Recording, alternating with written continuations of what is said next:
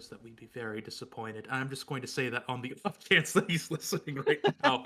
But independent of that, too, like there are a lot of other things to kind of consider here. At the end of the day, for that like Malzahar Zoe reroll board that you've kind of seen, usually the only other void unit you really care about is that Kog'Maw, just because that enables a little bit of Arcanist for that extra strength in some way, shape, or form. But all in all, like this is still just going to be a pretty solid start here. You've done exactly what you want to do in an early game board, which is just slam as many items as possible, either on your backline carry to get that damage in, or on your tank just to stall infinite as time goes on. And you even have that little bit of extra added utility because you had that early Leona drop as well, because folks seem to under-index on burn a lot in the early game, and just having the Leona means you don't have to worry about that at all. Yeah, the damage resistance that just comes built in with her ability is incredibly strong. But, I mean, we want to talk about strong. Look at this backline Ari and the items on that right now. That is a build on its way to destruction. However, I think what we were talking about, the shields, the additional tank strength, never mind, those crits almost made me eat my words. But yeah, that was a moment for Mr. Rare Adam. I'm sure he kind of had the same thought I did when those crits came through on the ability cast of, I will say, like, every time I watch an early game fight like this, particularly if units like the Malzahar, like the Ahri that have a lot of multi-hit spells, I just kind of look at it and just get scared every single time, because there's always that weird little edge case. There's always that, will that particle reach the target at the last second, that really swings these fights here, there, and everywhere. This is, by the way, going to be an Ionia board that we're watching, although I don't quite see what version of Ionia that we're going to be playing in this game. Oh, it's going to be Experience. That is going to be a really interesting time here. That's going to be a pretty nice economic enabler for a lot of players, so expect to see a lot of Ionia on these early games. Yeah, you can see the current boards that are fighting both have Ionia looking to be out there. One currently active, one threatening to be active. We also saw that, you know, Adam was running the Shen there as well. So there is contest going on there. The crit's coming through. That is Jawa pulling out that victory. I would love to see what we have sitting on Just Bean's board, because he is the only other person sitting at the Mr. 100 level right now, to quote Mr. Boxbox himself. And I would like to see what the board they're running is in comparison to Adam.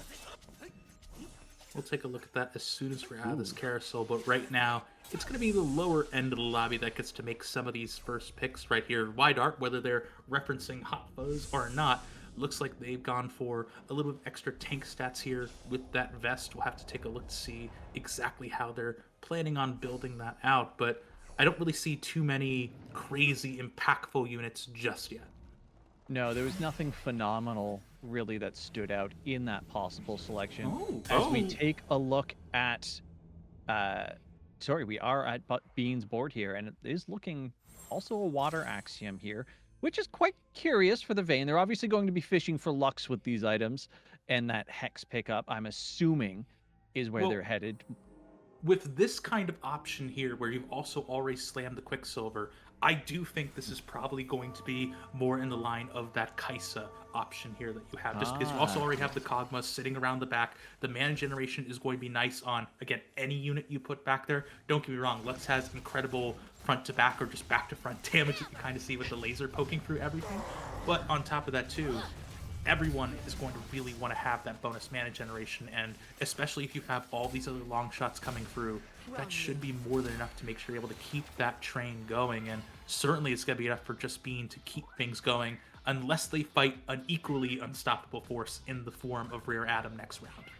I am concerned about the long game for them. They are incredibly reliant on maintaining this streak because they do not have any econ. They have been spending and spending and spending to maintain this board.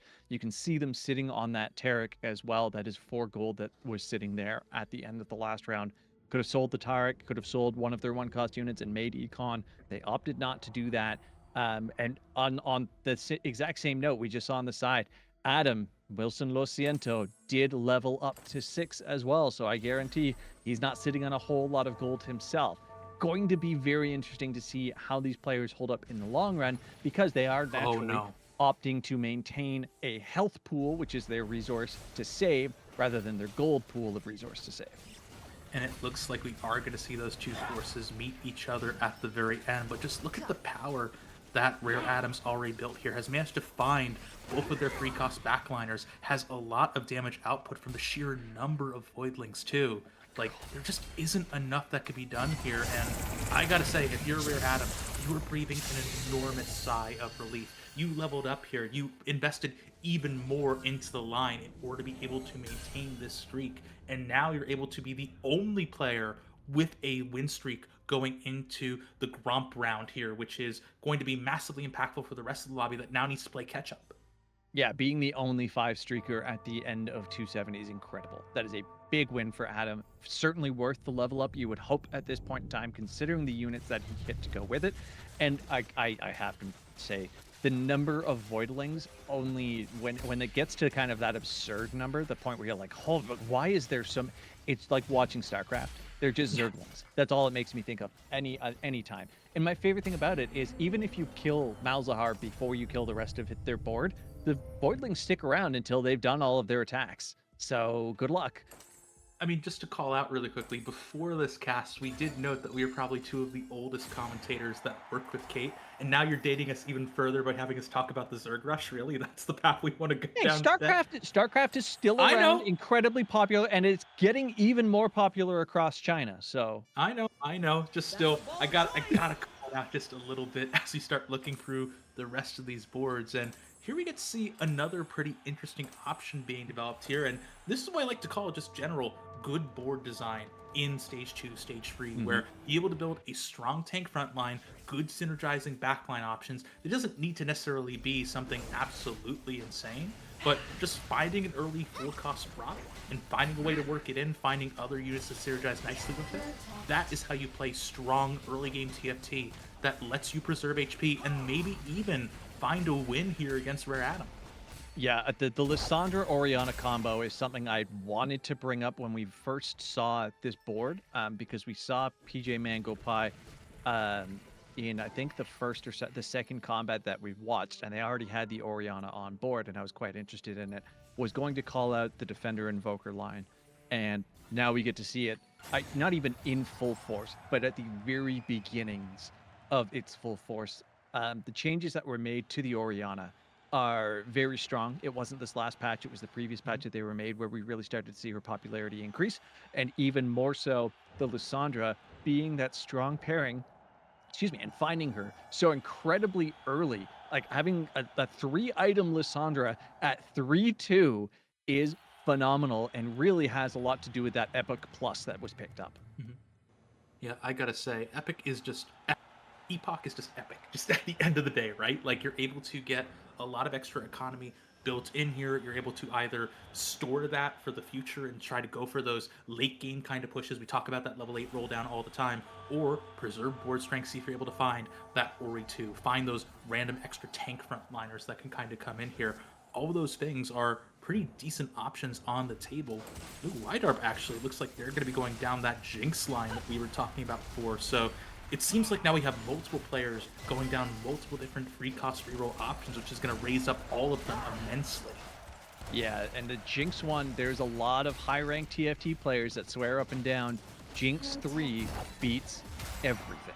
They will say it over and over, they'll swear their lives to it.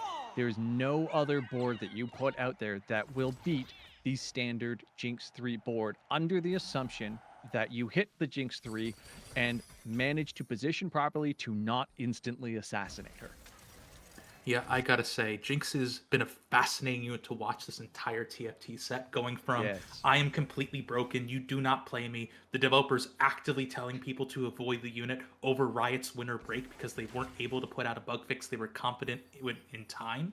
Like, to go from that to, as you said, a veritable win con in her own right, as long as you're able to position well, itemize, and build your board positioning well, and just generally, as you kind of hinted at, I've seen Jinx Freeze do things that I would have never expected them to do, just off that sheer damage number that she's able to put out.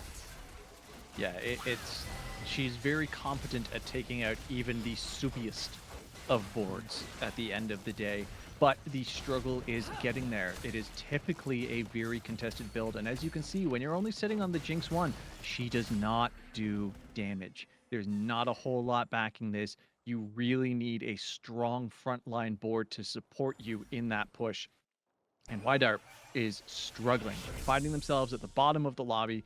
Beneficial because they will have the first item pick, but they don't have any other components sitting on their bench right now. So it's kind of a case of, are we going to combine? I believe we saw there was another cloak on the Vi, I think it was, that was sitting empty. So it looks like that's where they're headed for that combination there. But you need that third item on your Jinx. Yeah, I think they really wanted to go for that bow that your gal took, but at the end of the day, just couldn't get there in time. It's just the luck of the draw on that carousel. And now you have to start worrying about how you're able to really move through the rest of the lobby, right? Because if you are not able to preserve health well in that early game or find a strong pivot once you are done losing that HP, all of a sudden you're going to be in a painful situation where even if you build the strongest board, you are on a knife's edge. You have to make sure you do everything correctly and not give your opponents an inch of wiggle room, or else that one unfortunate time where you don't position correctly is going to be the time you see the gray screen. Yeah. Your gal actually sitting on 4 out of 5 Ionias, fishing to find the last one there, but has a lot of potential sitting at 73 gold. You have to imagine that after the next neutral round, that's going to be a heavy level up and probably a solid 70 gold roll down by the time they're done as well. Because they're playing this Ionia, they're going to be picking up the bits and pieces of the extra XP. And this is, again, you can see the Jinx is able to be ordered. Oh my god, the crits! Eat my words, the Jinx is not able to beat the weaker boards. The Jinx won, as I had just finished saying, does not have the capacity to win rounds for you. Your gal Simi managing to yoink out a win from underneath and actually goes for the early level, early roll down, not waiting for after the minions. This is not on tempo, but I understand it because you have to be assuming that you're playing a contested comp when you're playing the Ionias and it is the Path of the Enlightened. On top of that, too, we already talked about how other folks are picking out those free cost units. That means if you want to go for Ari reroll, another option, not quite top of the meta like some of these other ones we talked about, but is a really good way to be able to get on through. That works out pretty effectively here, even if you are starting to go against, again, Jinx players who are beginning to find a few options. We see a Warwick has already been unlocked for Wydarp here, so that will help be able to bring things a little bit more online, give you a front liner that can stall while you're trying to look for that Jinx 3. But again, all of it is going to take time. It's going to be difficult to try to build all of this up the way you want to build it. Yeah, Wydarp hit a very strong roll down there, managing to pick up the Sejuani 2 as well as the Warwick unlock that you called. Gives a significant amount of frontline tankiness, and really just overall is beneficial. It's going to provide a lot of HP retention, but most importantly, a lot of stall. That is what Jinx needs. Again, it is 18 auto attacks before the rockets start coming out. That is a lot of auto attacks to try and get, even when you do have that Rage Blade in hand. So you gotta give her time, and it is contested. You can see, thank you, Kate, for doing a great job flipping back and forth between the two Jinx players. They're both still trying to find a Jinx 2 already at 3-7 when we can see we already had your gal Sim starting to roll down for their 3 cost, trying to hit those Aries. We can already see, you know, PJ Mango Pie is sitting at 89 HP, more than double the last place player right now, sitting on that Lissandra 1 still, proving to be strong enough, but also contesting the Freljord line. I mean, this is the thing that I talk about when it comes down to being able to preserve HP and trying to find these options here and there, right? You're trying to ensure that you have wiggle room. You're trying to make sure you have board strength, because if you look at it at the top level, like, oh, if I have an economy, that means later on I could build units. At the end of the day, your gameplay is not for your economy, it's for your board. So unless you've invested that level of economy into your board, you're not going to have something that's able to protect your economy to make your board stronger in the late game. You're just going to enter into a spiral that is without end. And I am starting to get a little bit worried here, because we did see Wydarp, I think, roll down a little bit deeper in order to find their Jinx 2, find their Warwick 2 as well. Meanwhile, Noodle is trying to hold on a little bit longer. Yes, they have a bit more HP to work with, but as we're entering the stage 4, these health totals are really becoming more and more minute as you take so much more damage now. Yeah, on top of that, that fight, they had the best case scenario. So, okay, we're not going to talk about Singed. It's not a unit No. worth spending time on right now. However, the two things that Singed can do is one, it can draw an AoE damage away from the rest of your board, and two, it can pull backline units out of their hex into a more in-threat area. In that round, we saw the Singed do both. It pulled the Lissandra out of her corner, and it tanked the first Lissandra ult away from the rest of the team. It did not hit. The AoE did not do any damage, and it still was not a close fight. So that was the best case scenario for that fight. Noodle manages actually to hit the Jinx too, with only a handful of rolls, still sitting at 49 gold after that. Speaking of best case scenarios, that's dang near a natural. There's another work. They're really close on a lot of these things, but now we start sort of seeing the problems that are beginning to arise, though, because items are multiplicative, right? Every time you put a new item on your carry, its damage output is going up logarithmically, right? It's really, really strong. But the problem is here, you're still sitting on an item and a half for this Jinx, while meanwhile, Wydart, they've gone absolutely insane. Look at that. Have 3 item Jinx already. Not best in slot, but that's okay. You have something. And they've also gone for the malicious monetization. They're doing everything they can to really go all in right now for these 3 rounds to build up that strength, build up that economy, and build up perhaps the more traditional Jinx board that you kind of see folks favoring at the higher elos of play. And from there, that's going to be another thing that's going to be hard for folks to be able to get around. Oh no, Bassi finding themselves in a tough situation of 0 gold and a loss streak right now. Really having a difficult time getting this board up and rolling, playing kind of an alternate rendition of the Lissandra Invokers board. As you can see, sitting on 3 Invokers right now, not the 4 in play at this point.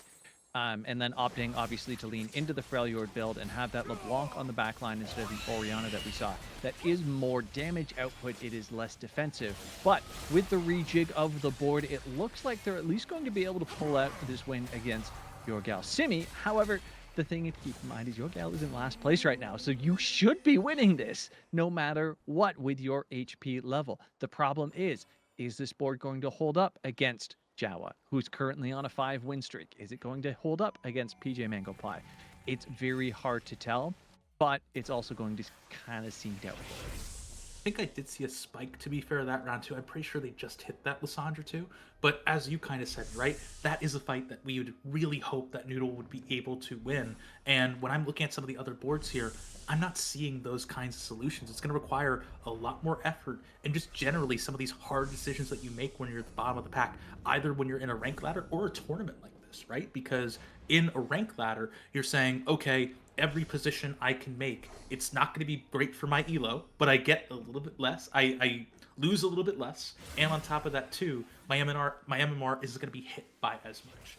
In a tournament like this, where you're thinking about point scoring at the end of every round, and you want to do everything you can to turn an 8th into a 7th into a 6th, just to try to get that little bit of extra advantage everywhere, all of a sudden, you're going to end up in scenarios where you maybe want to roll to 0, not hold onto gold, just to find that one little thing you can do for your board. That's right now for Simi, and I really need her to keep rolling. You have 13 HP. This is your last life unless you manage to lose by just a tiny little bit, like 1 unit. Like, you are very, very close to dying, and this is not one of the people you want to be fighting. Look at the size of that Leona. Yeah, I think Rare Adam just hit that Leona free, hit the Malzahar free just a little while ago, but that Leona is not letting anyone through here. That is a immense front line. I think that is just death actually coming through. Oh. No, 1 HP in a dream. Okay, so maybe your gal knows something more about TFT than us, because I thought for sure the damage calc there was going to be 0. Simi, if you don't roll to 0 right now, it's not good for my health, please. There is no argument as to whether or not this is your last life. You need to hit that Kennen 3. You need to hit your 2 stars. Absolutely everything. You need to hit that Ari. All of it needs to happen in this 30 gold. One more.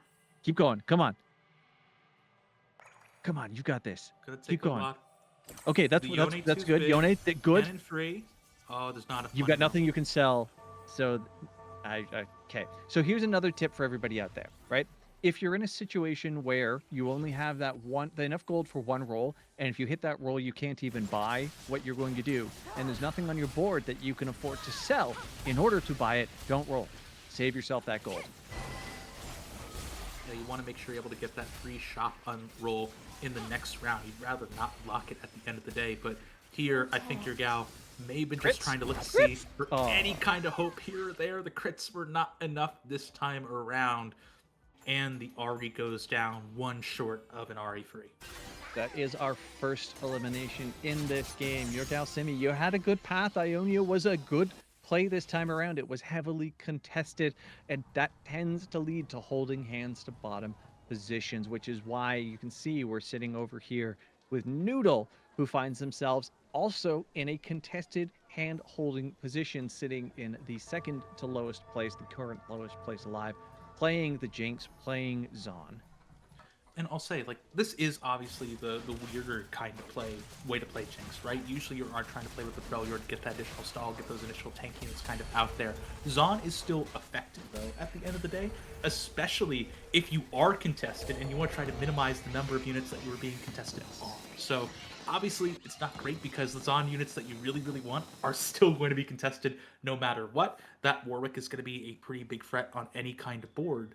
But for now, this is at least an okay way for Noodle to try to stick around, try to figure out some of these options here and there. Okay, there it is. I saw Noodle pick up the cloak there out of their items, and I was very confused as to what they were trying to do. They opted for the QSS, threw it on the Warwick. That is really what they're going to be looking for in terms of tanking right now, is they're going the drain tank route. Right? The life steal, you're just not going to be able to kill me, not because my defenses are too high, but because I am healing faster than the rate you are dealing damage. Mundo also doing the same thing, and that synergizes very, very well with Zon, with what the Zon ability does for you. However, can this Jinx get online fast enough? Yes, but also no. The problem is you're fighting Rare Adam, you are fighting the one-man Leona army. You are not going to be able to hold out. Noodle going down, seconds eliminated in our game number one. We can actually switch over to Rare Adam, also known as Wilson Lociento.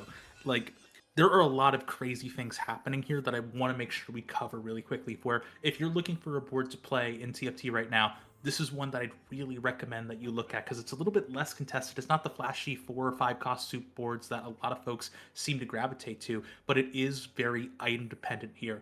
And this is exactly where Rare Adam has been able to shine at the end of the day because Malzahar has perfect items, right? Whenever you're able to run Jeweled Gauntlet plus double Nashor's Tooth, that's 100% crit. It's a lot of attack speed. It's a lot of offensive stats. It works out phenomenally. Furthermore, as well, you also are able to get automatic shred coming through the Zoe, which is getting closer and closer to a 3-star as well. And the Leona is just going to be another tank that you're able to reroll and pick up as time goes on. But it doesn't just stop at the units here, right? We talked about the augment selection at stage 2-1, right? Being able to pick the water hex here means that you have even more mana generation, and a lot of these things, like what Wydrive's trying, just isn't enough. You have so much extra power at your disposal, and your augments are becoming, again, that 4th, that 5th item that you want to see on your main carry, and that's exactly the way that you need to play TFT. How close that round appeared is kind of off-putting because we know that it wasn't actually as close as it looked. What it came down to primarily there is actually Jinx targeting, because when Jinx fires her rockets, it is random targets within range, right? So it isn't, I'm only going to be hitting the tank, which is exactly what Leona wants you to be doing. Leona wants every single person on the board to only hit them. No AoE, no splash in order to hit that Malzahar, to hit that Zoe. We did see the Zoe going down to the Jinx as they were randomly selected for shots. We did not see the Malzahar, so that was incredibly close, and I sure hope that Rare Adam is kind of counting their blessings as we hop over to what is a Vayne 3 Kai'Sa board, one of my favorite ones in the meta today.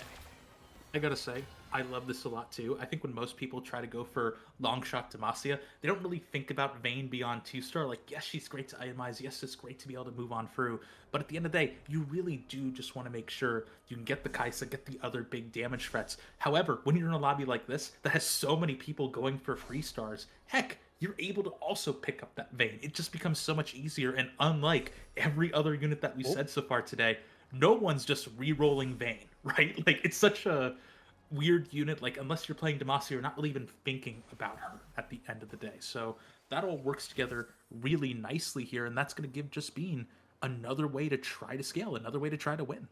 the her that everybody seemed to be thinking about is on board in front of us, though. That is a Jinx 3 on board in front of us, with the Freljord on board, with a 3-star Sejuani, a 2-star Braum, a 2-star Loris, nearly 3-star Loris. They're sitting on the Senolution on bench as well, waiting for that level 8. Widarp, you are in the situation to lose at this point. Aside from being a level down, that is the one thing I believe by 5-5 you should be 8 in order to really maximize your board strength. So let's see. I mean, if someone's going to be able to shred through your front line, it's going to be that Vayne and Kai'Sa combination, and that does seem to be how it is going. The Jinx is up and running. The rockets are flying, but it's not enough. That is incredible to see that board go down that fast. I mean, that's the malicious monetization that we were talking about, though, right? It was be able to use all that gold in order to build up this board in the first place. Remember, Widarp was playing from pretty far behind because they were so heavily contested. And now, yes, they were able to gold in order to be. Yes, they got the gold in order to be able to hit. However, now they don't have a combat augment to further augment their Jinx, right? Like, none of these augments that you actually even see on this board make this Jinx stronger in the slightest. It actually is going to be a pretty big point of difficulty here, because that is another one of these multiplicative scalars to look for in the Jinx. Yeah, it's very interesting to watch. I mean, having the shred is very good. Having the QSS building the attack speed for the first bit is also very strong. Means that any long range CC, which isn't really a thing to set, won't bother her as well. The problem is, again, you have to stall out against these incredibly strong boards. Just managed to do it, and the target selection that time around was flawless for Widarp's Jinx, taking out the damage threat of the Lissandra first and foremost. That, my friends, is a positioning diff, because if that Lissandra's in the other corner, that doesn't happen. I mean, that, my friends, is just what it feels like to play Jinx in this set, right? You are not allowed to be calm. You are either No. going to win by 1 units or you are going to lose. It is not fun if you have high blood pressure, but boy howdy, is it great if you're just watching along like we are. That is a great way to put. And again, to kind of talk about the lore, canonically accurate to Jinx. Yeah. You have no idea what you're getting. Watch Arcane, everybody.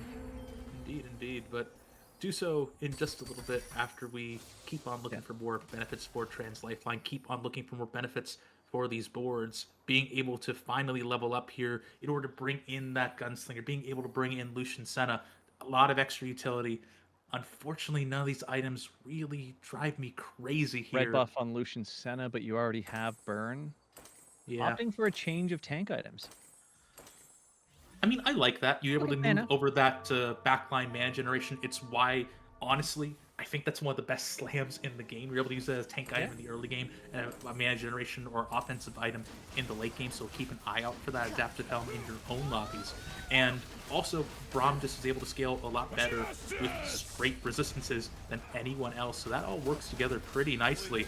This positioning is also really good here, too. Look at all those Lux lasers. They're just narrowly missing the Jinx. That might be enough against Just Bean, actually, in stage 6. And that is why you do. Oh, that actually killed Just Bean. Wow. Yeah. That is entirely what you want in that situation. Top 4. We have our first top 4 of the day here. We have PJ Mango Pie, we have Jawa, we have Widarp, and we have Wilson Lo Siento, aka Rare Adam, managing to eke it out on 1 HP here. But I wanted to say that the positioning there was a huge difference. It was incredibly important. But more than anything, it was the sustain. You called out Braum's items are better when they are just the pure defensive items. And that time, Braum didn't even come close to falling. Yeah, we are gonna have to be a little more careful though, because in this lobby, like many lobbies right now in TFT, they are more magic resistance focused than armor focused, and so as a result, you do have to watch out for that a little bit, as it's not gonna help you as much there. Meanwhile, as well for Wilson, we did also see they were able to pick up the Zoe free. I'm not sure if that's going to be enough though, because this is a lot of AoE damage, but they have a bunch of their own too. PJ going low, Jawa going lower, 4 HP, 3 players on single-digit HP just before the carousel round. If you can avoid it, do not put your backline support in the hex directly next to your backline carry. Don't. That is why Wydarp won the last fight that we saw, where you called the Lux lasers. Okay, we had the RE3 for someone at least, but the Lux lasers were barely missing the Jinx because they were not on the same, or on hexes next to one another. William Lociento almost lost that fight. If that Lissandra had cast, it would have killed all 3 units because they were all on hexes right next to one another. This time around, there is nobody in the back line with this Ahri. There is a Set who is up and casting. That did not do the burst that I thought it was going to. I bet they feel the same way themselves. Adam Lociento eliminates Jawa. We have our top 3. Look at that. All 3 players with single-digit HP, 2 4s and a 1. Jin would be almost so proud. This is unbelievably close. Like, this is the kind of game where if you showed it to Mortdog, he'd go, yeah, this is design. This is good game design. Yeah, and I gotta say, like, this is something that I like to look for too, just because any of these fights, we could just be declaring a winner right now. We could see the double kill off of a ghost, and we have to figure out which way it's gonna be ending up. See if there's any last calls that can be made. That artifact might be a good place to start. And the collector, whew, that's going to be nice to find those executes. I was going to say, put it on Ornn for the HP. Forget the rest of the item. Ornn, again, passive, gets bonus HP when he has items, even more if it's an artifact. I believe it's 4 times the amount. Something crazy. Artifact, 3 times the amount, 300% more if it is an artifact. Sorry, 300% more. So that is 4 times. And to be clear, Gold Collector works better on any AoE effect. Like, it's nice to have the damage to bring it down, but if Ornn is just able to snipe someone, there is a good chance to even get that execute. We'll have to see how it's able to move on for this fight. It seems like the positioning is still going to be a little rough for rare items, but the fight is going better. Look at how this front line is being melted here, there, everywhere. That's PJ going down. Wydarp also goes down. Claire Adam, you're not allowed to win the first game of the day. What is this? Yeah, we want to make sure that everybody just kind of gets that hop straight up into absolutely everything, right into James Harden OG themselves, leaning towards Ionia right now, but also keeping their options open with the Vi and the Nico on bench. I do believe they will probably go that way, namely because the Yasuo is sitting there too. But Kate, if you would be so kind as to hover over Ionia to let us know what it is we are looking at this time around. It is, again, Path of the Enlightened. So, as last time, anticipate some contest. Yeah, this is one of these things like we talked about last time. Whenever Path of the Lightning comes up, you always do want to try to find any way to run it to get those little bits of advantages, those extra bits of experience here, there, and absolutely anywhere. And because of that as well, you're able to try to find a few other options as well. Because Ionia, don't get me wrong, is fantastic. You're able to find a lot of good lines here, and that RE1 is usually the way you want to go. However, when you are looking at that experience line, then you want to try to play Yone. You want to try to play these like higher cap options that could come through here. And we got gold augments to start that look pretty interesting. Oh, Trial of Twilight is not picked up. No! You're playing Ionia already. It's Trials of Twilight. That's what you want. You had the items for it, too. Like, you don't have, have tank items. You could have done it. I mean, I could talk through a few things here, right? Like, usually these days, I'm trying to make you feel better. If you don't want to feel better and you want to sulk for a little bit, that's fine too. I know not everyone wants to be helped. They just want to feel sad for a bit, and that's also fine. I just to sort of set the mood a little for the audience at home that's trying to find sense of this too. Being able to play the Jinzhou, you usually want to try to go for that Demacia line. You want to try to see if you can unlock the Galio in that late game. Try to find the option here and there. On top of that, too, if you are offered the augment and you just don't want to see anyone else have it, cool. No one can get offered it as long as it's still sitting in your shop for augments. And so as a result, you can hold on to it and just make sure no one gets to play Akshan. I almost said Otacon again, and that's the summon for Noxus. We're It's also we're not jumbling Akshan. up things a little bit here with the Darkin. It's not Akshan either. Oh my goodness. I'm please just punch me in the face at your next earliest convenience. The only reason I know that is because Akshan is one of my actual favorite legends to play in League, Fair, in true. in ARAM in particular. But that's me. I'm crazy and I play ARAM. So I'm not even a real League player by definition in that regard. As we hop over to Mr. Matt Murdoch, looking at Bruisers, probably going to be looking into that reroll Ari leaning Ionia as well. Um, we have just received word that he only plays a single composition. I did see on Twitter he very proudly stated he has no idea what he's doing, does not scout or pivot, not because he is trying to be rude, but because he doesn't know what that means. And honestly, to be fair, that's fine. Most players don't seem to, and they can do pretty well. There really is a dividing line, I think, for TFT. And by the way, just for confirmation, they got four that now scout, no pivot, no knowledge mentality. So, like, honestly, no less brain means less worry. That's great. So all those things work together. It means that you have a bit more of an effort here. I can talk about how you're able to improve in TFT at the same vein, though, because there are two different types of TFT players people who view it as solitaire and people who view it as poker. If you're viewing it Okay. as solitaire, you're still able to do some pretty nice things. Like you're able to build your board, find the advantages, all that kind of stuff. But when you shift to playing it like poker, especially in higher level lobbies, you're able to try to make more deeper swings in a lot of different directions. For example, you're looking out to see what other people are doing so you can test them, or so you can ride the wave, try to find a free cost that someone is not contesting while two other people are playing their own free costs here, there, and everywhere. You're able to notice, hey, this person over here is really close to finding a free star 4 cost. I should contest that and make sure they don't. It is another way that you're able to try to build on these advantages and try to go the extra mile. I would like to say that you can play head-to-head solitaire. It is a thing that you can do as well. Oh, yeah. Like there is multiplayer solitaire. You can play it in a competitive fashion. So they're not that incorrect Well, we need when to they call it say something that. different though than solitaire. But it's I don't know. That's just how it works. I don't make the rules, but we do have a Bilgewater play this time from Noodle. Possibly just an early start Bilgewater, but vertical bilge is still kind of a relevant comp. It's definitely not the S and A tiers that we are used to seeing earlier in the set, but I'd still say it sits at the high C's, low B's option.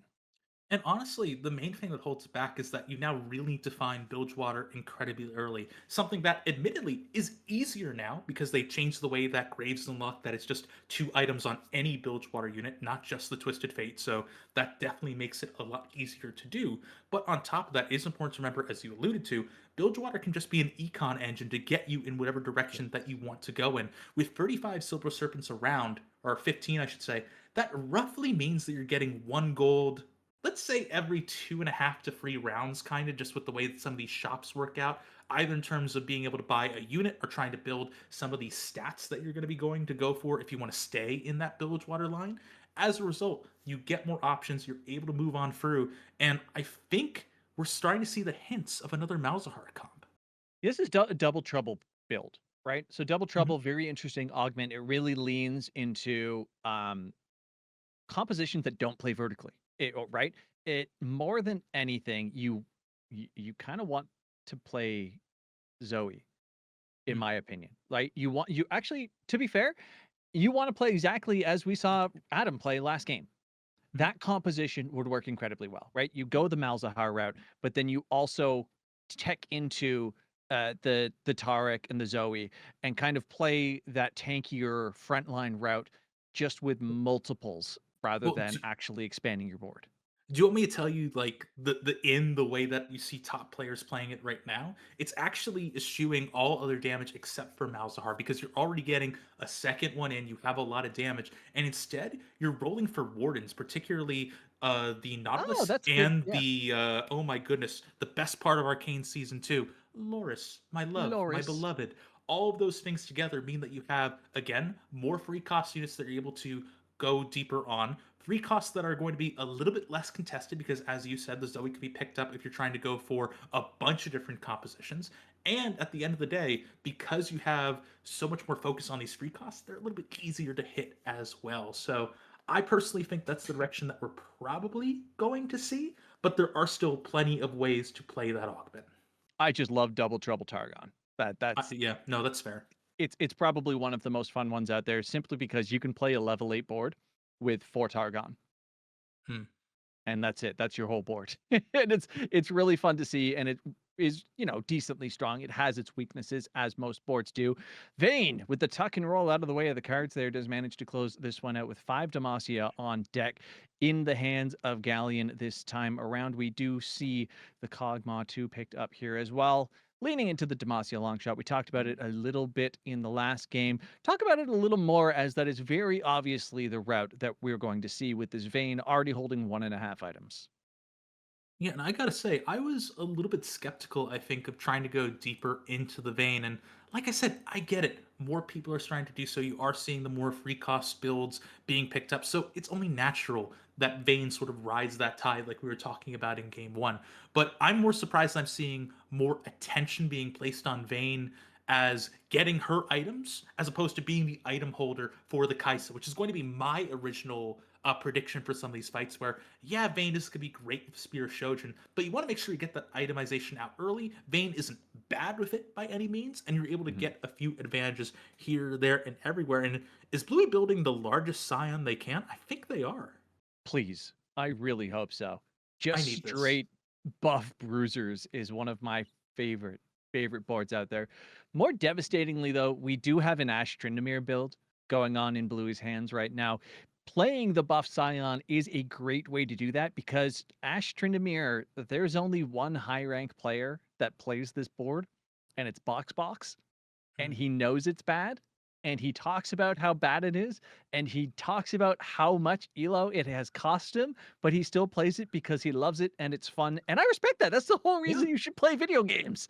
But playing it with a Scion, with this pan, just constantly building that HP is going to give you so much additional backline. It's going to let you stack your Ash and your Tryndamere just a little bit more than you would otherwise. You can see Bluey is not winning fights right now. But again, this is a very early strong board that we're seeing come out in terms of the Bilgewater.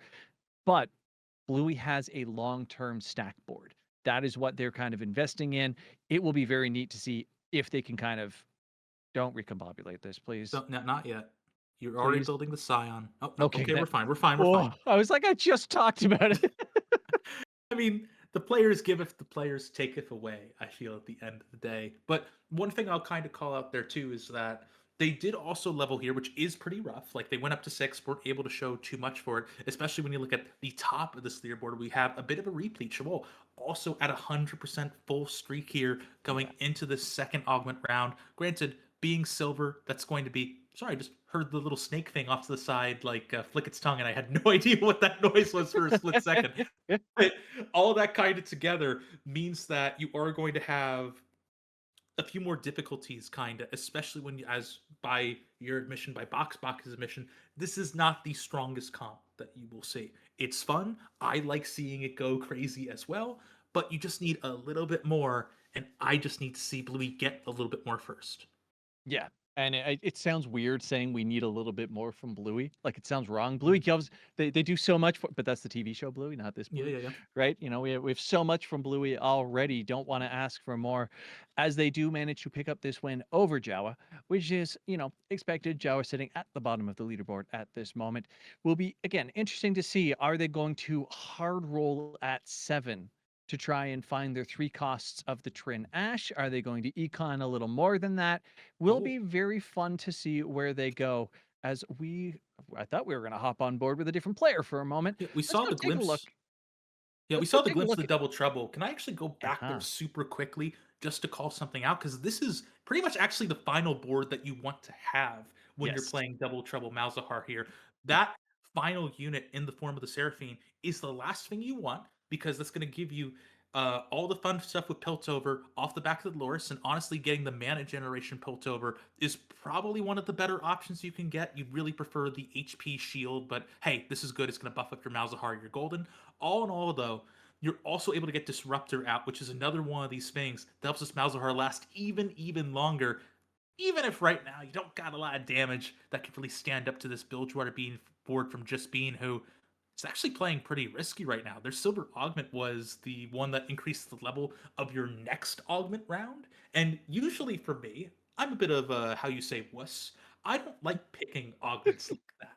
Just because I need my power now, and I'll use it for scouting to say, hey, I know the next augment isn't going to be prismatic, it's going to be silver or gold. I don't usually pick it up myself because being an augment down, even a silver augment down, is sometimes a very risky, scary thing. And yet, that is going to be the pick here, and it has some incredibly high highs as long as you're able to play aggressively to get there. And just being win streaking 96 HP, that is a great situation to do that. Win streaking 96 HP with an econ-based Mm. board. Those are the big things, and that's why I think it was an incredibly well-calculated risk. And you kind of slipped it in there, but it's something we need to go back and talk about. It forces the next augment to be silver or gold. It will not be a prismatic augment for anyone else, right? Which means you are the only person with the potential, unless somebody else also took that augment, the only player with the potential of getting a prismatic augment, which is obviously game changing, right? Mhm. Gold augments are the way that it's explained at the highest tier. If you have a game of all silver augments, it is the most competitive because the augments are the least impactful to each individual player's boards, and it goes up with gold, and it goes up even more with prismatic. Prismatic can completely change the game. So one person with a prismatic augment, if everybody else has gold augments, can absolutely destroy the rest of the lobby. I gotta say, I am terrified to see where that can go because we also are seeing the lobby kind of move in a lot of other interesting directions. Like, say for example, we just saw that Just Bean is not the only person playing this Bilgewater board. It's actually a little bit contested, which also means that's another thing that's going to make our Double Trouble friend a little bit more in a bind, just because they also want those Nautiluses, not a lie, not a leaple, who knows. And when you have two people draining them out of the pool that have easier access to Nautilus thanks to the shop where you can buy them or the duplicator, that means that it's going to be one less unit that you can really pull in when you're trying to play your board as well. So we'll have to keep an eye on how those lobbies are going to develop. Furthermore, I mean, what else to say? Just Bean is continuing the streak for the entirety of this stage 3. That means that they are probably going to be able to pick up that final augment unpunished. Yeah. And I want to take a second to throw out one of my favorite random fun facts, as this vein Oh, actually please. almost looked like they were going to clutch that fight out. The plural of octopus Mm. is octopuses. Mm. Octopi is grammatically incorrect because of the root origin of the word octopus. Well, I will have to say, that makes you a bit of a nerd, doesn't it? I'm okay with that. I have a Okay, Gengar good. Just making tattoo. sure. Oh, well, first of all, you got to save that for the camera later. Just to make sure folks can see that. I Yeah, know I don't talk about my wife too often on streams, but she is lovely. She's actually getting ready for a Jigglypuff tattoo. That's gonna yeah, be lovely. We'll talk about that later. But all in all, there is still more TFT to play. Just Bean was able to maintain that win streak going into the creep round, and let me tell you, crazy. at an 8 game win streak, that is 8 round win streak. That is when you really start warping the lobby and you're starting to force everyone to play above tempo just to keep up with you, right? Because once you pass 6, that's an extra free gold per round. That means it's effectively you always have a baseline of 30 gold, even if you go below that number in any of these contexts. And the fact that we have that immediate level to 8 here at 4-1, and you're trying to shift things around, find these other options, I gotta say, no matter Oh, what, if this is a prismatic hit, this is going to go huge. so they are going to be playing that 5 Bilgewater for now. That is the standard for a little bit. You Mhm. play the 5 Bilgewater, you build up your 2 and 3 cost units for quite a while you're collecting, an average amount of silver serpents. And then you get the base items that you can that come with those silver serpents. Then you play the 7 generally only between rounds. It's not often that you see 7 bilge in combat. You'll put them in order to buy the items that you're looking for, to buy the upgrades that you're looking for, but it doesn't offer what you would want in terms of combat strength. So you'll see a lot of bench movement coming out of players flipping between the 7 and the 9 in between rounds to buy the upgrades and the items that they're looking for as they roll between silver augments, or sorry, the silver serpents as well as the actual Oh no, it's unit prismatic. themselves.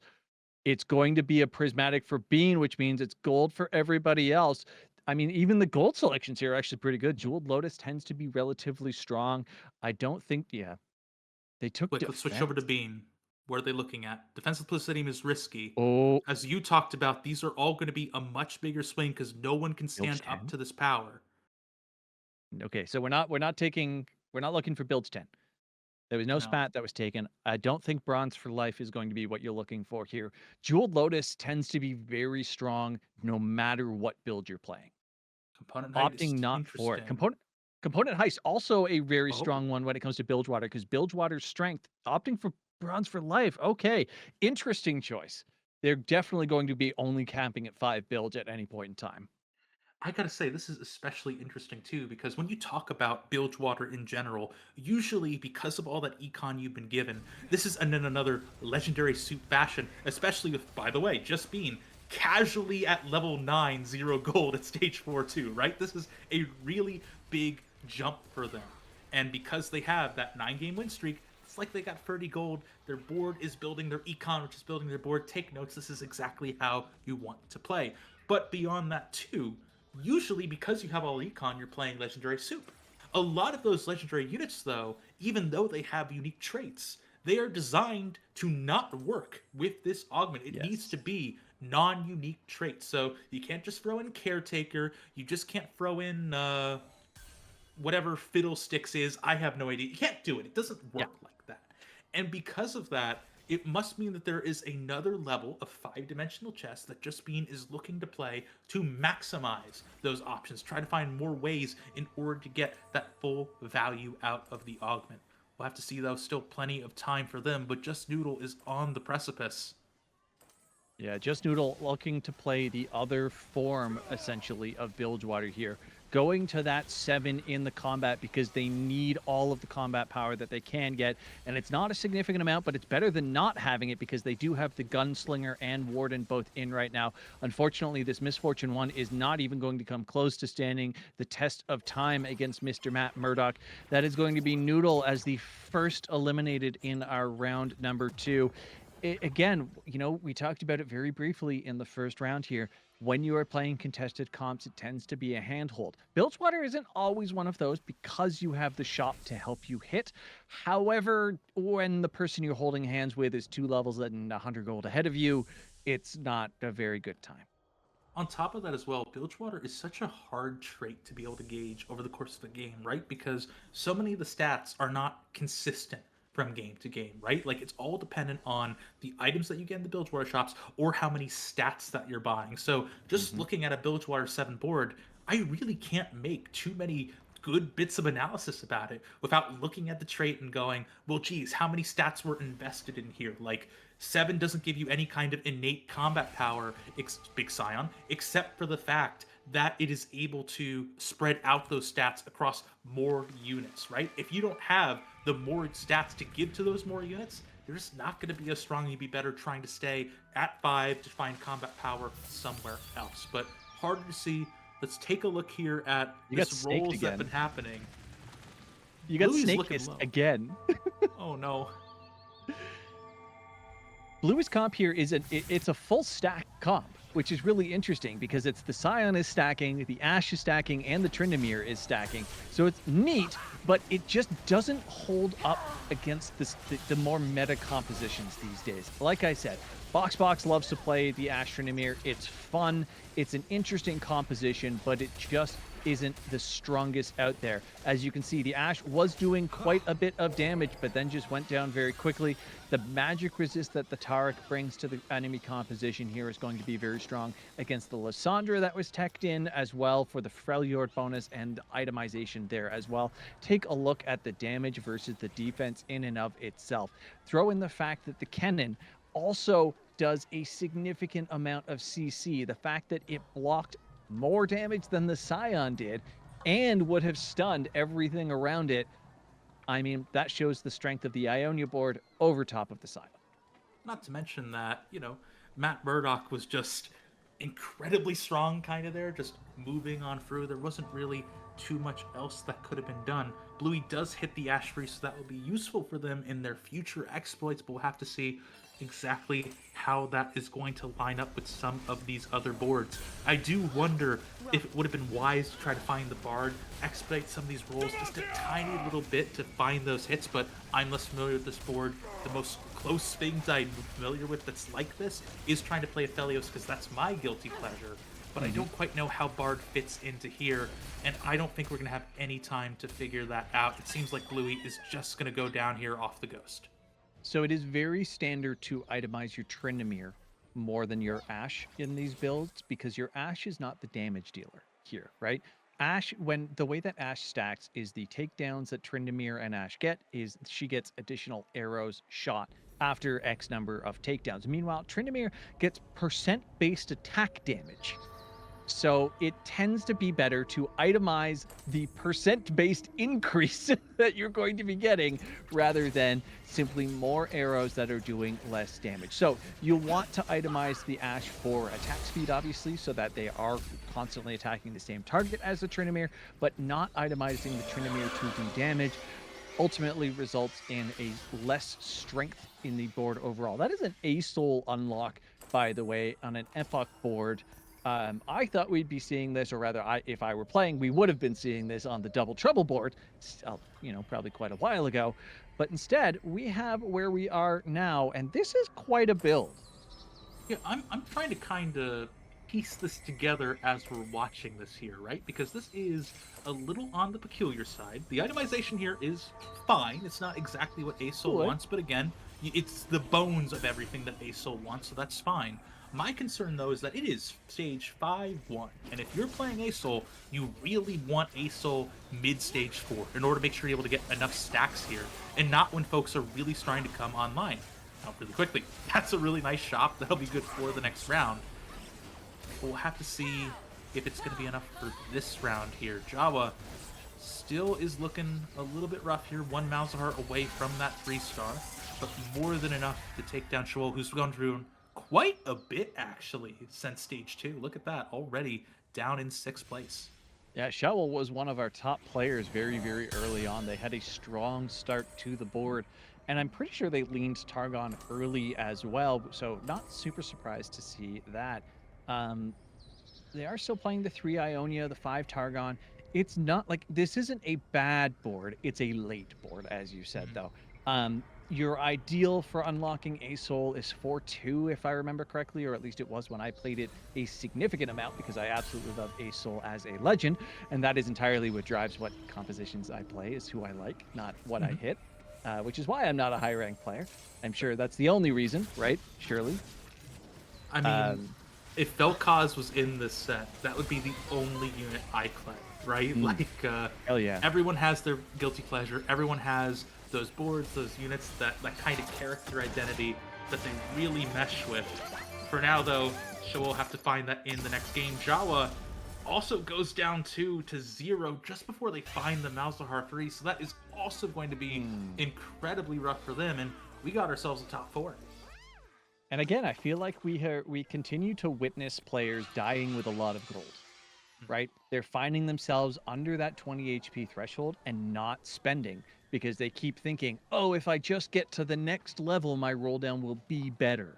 But it's better to roll down now and hit something and get 4th than not roll down now, obviously hit nothing and get 6th. And there's also little optimizations that you can kind of find here and there, but that's also fine. Like, taking a look at Matt Murdock's board super briefly, one of the things that you notice here is that you have a lot of itemization going into the Yone, which is fine, right? Yone is an incredibly strong unit, but I also am taking a look at the Aatrox on the other side, who just has a Bloodthirster, and honestly, I would just put the BT and Titans on the Aatrox as well, take it off the Yone, just because even though Yone gets pretty good damage here from Ionia 5, I think Aatrox just deals more as a 5 cost when they're both 1 star. And even more than that, I have to strongly agree, but go a step further in that if you're playing a Yone without a Yasuo, you're missing 50% of the power. Didn't even notice that, actually. Right? The whole thing with the original composition, Blood Brothers is what it was titled by the community, is playing the Yasuo and the Yone together, because when the Yone ults, Yasuo casts automatically. So your Yasuo is casting on average 1.4 times more, right? So rather than casting, let's say, every second, it is now casting 1.4 times more frequently. So about every 0.6 seconds for that math to work out that way. So when you're not playing that, you're missing such a significant portion of not only damage, but crowd control involved in the whole thing as well, which really pulls back the strength of an Ionia board. Sorry, I'm looking at the set, and I enjoy this. I think this is pretty fun. I think I would rather the 1 Jeweled Gauntlet with the 2 Nashor's Teeth here, just to make sure that you could spread your damage out a little better and make sure set has more so mana generation to go for repeated CC slams as opposed to even more spell crit. But we'll have to see how it's able to go against this fight, where Just Bean is looking incredibly strong right now. So Just Bean did not Just Bean, rather. Excuse me, Murdoch did a hard roll down right there, and I will say that an experienced diff came in for a brief moment. He was doing a fast roll down after the round had already started, which happens, but he also missed a Yone. And then rolled 2 more and bought a Yone. And that would have been the Yone 2 if he had survived this fight. Well, first and foremost, this is the time where if you play a lot of TFT, you say, "Oh, that was the same Yone. That's fine," right? Like, it's the same one. Like, it's okay if I made a mistake here. It just works out for me. You just came back. At the end of the day. Yeah, exactly. So that's always the thing that I kind of think about in the back of my head. By the way, this is that perfect quote-unquote board that you would kind of see here. Like, maybe a few little itemization quirks that I'm not crazy about on the Kaisa, because I feel like the attack speed and the Deathblade are pulling it in 2 slightly different directions. Exactly.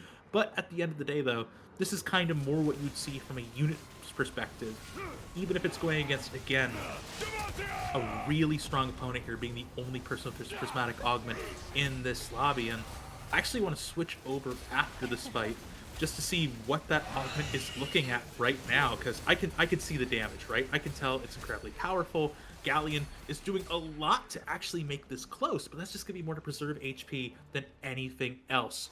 I just want to take a look at Bean's board, though, and figure out what exactly is this Bronze for Light Running Math. 4 builds is ghastly. Well, looking at this, like, what can you even take out, though, right? You need Misfortune for Gunslinger. Gangplank has free traits, so that means you need him in to enable as much as possible. Nautilus has free traits as well, and Tom Kench is a big old frog, and I like him. He's pretty key. But scroll. Because Kench is giving you your bruiser too. But Kate, if you could please click the +3 on the left-hand side for the traits. Do we have more bronze traits active? Oh, we do. We also have Juggernaut, right? And that's why I was saying playing 4 builds here is ghastly, in that it is what is promoting all of these things from being played. But you do not play a 5th build here. You don't, because Bilgewater is a bronze trait right now. Exactly, you play Freljord and make it even more. And you've got Warden teched in now with all of that as well. So you just added 2 more bronze traits. This is a skill diff between Bean and me, straight up, because I would not have picked this. Can I actually call out one more thing too? Can we hover over Bilgewater super quickly, the trait? One thing that I want you to notice here is that the current bonus stats do not scale with the number of Bilgewater traits that you have in, right? Like, you already bought all your big crazy stats here, but whether you got 3, whether you got 5, whether you got 7, whether you're one of those crazy people that hits 10, the stats are going to be the same. You're going to have that same level of power. You've already had your fun with Bilgewater. It's time to play something that's a little bit more relaxed, has a little bit more going forward. A misfortune. Holding the fort down in that last fight right there, just barely scratching out the win over Galleon in order to put themselves in a top 2 situation here. I mean, Bean is basically capped at this point in time. There it is, dropping down to the 3 Bilgewater. It looks like they're going to have teched in at least one more uh, bronze for life stack here as well. Trying to find the Kench too. It would have been smarter. So here's the what we were talking about at the very start with playing the 5 bilge and roll, or sorry, playing 5 bilge for combat, putting 7 bilge in to roll down. They wanted to hit the Kench too, and they were rolling in their shot, right? They had a decent amount of serpents at the time as well.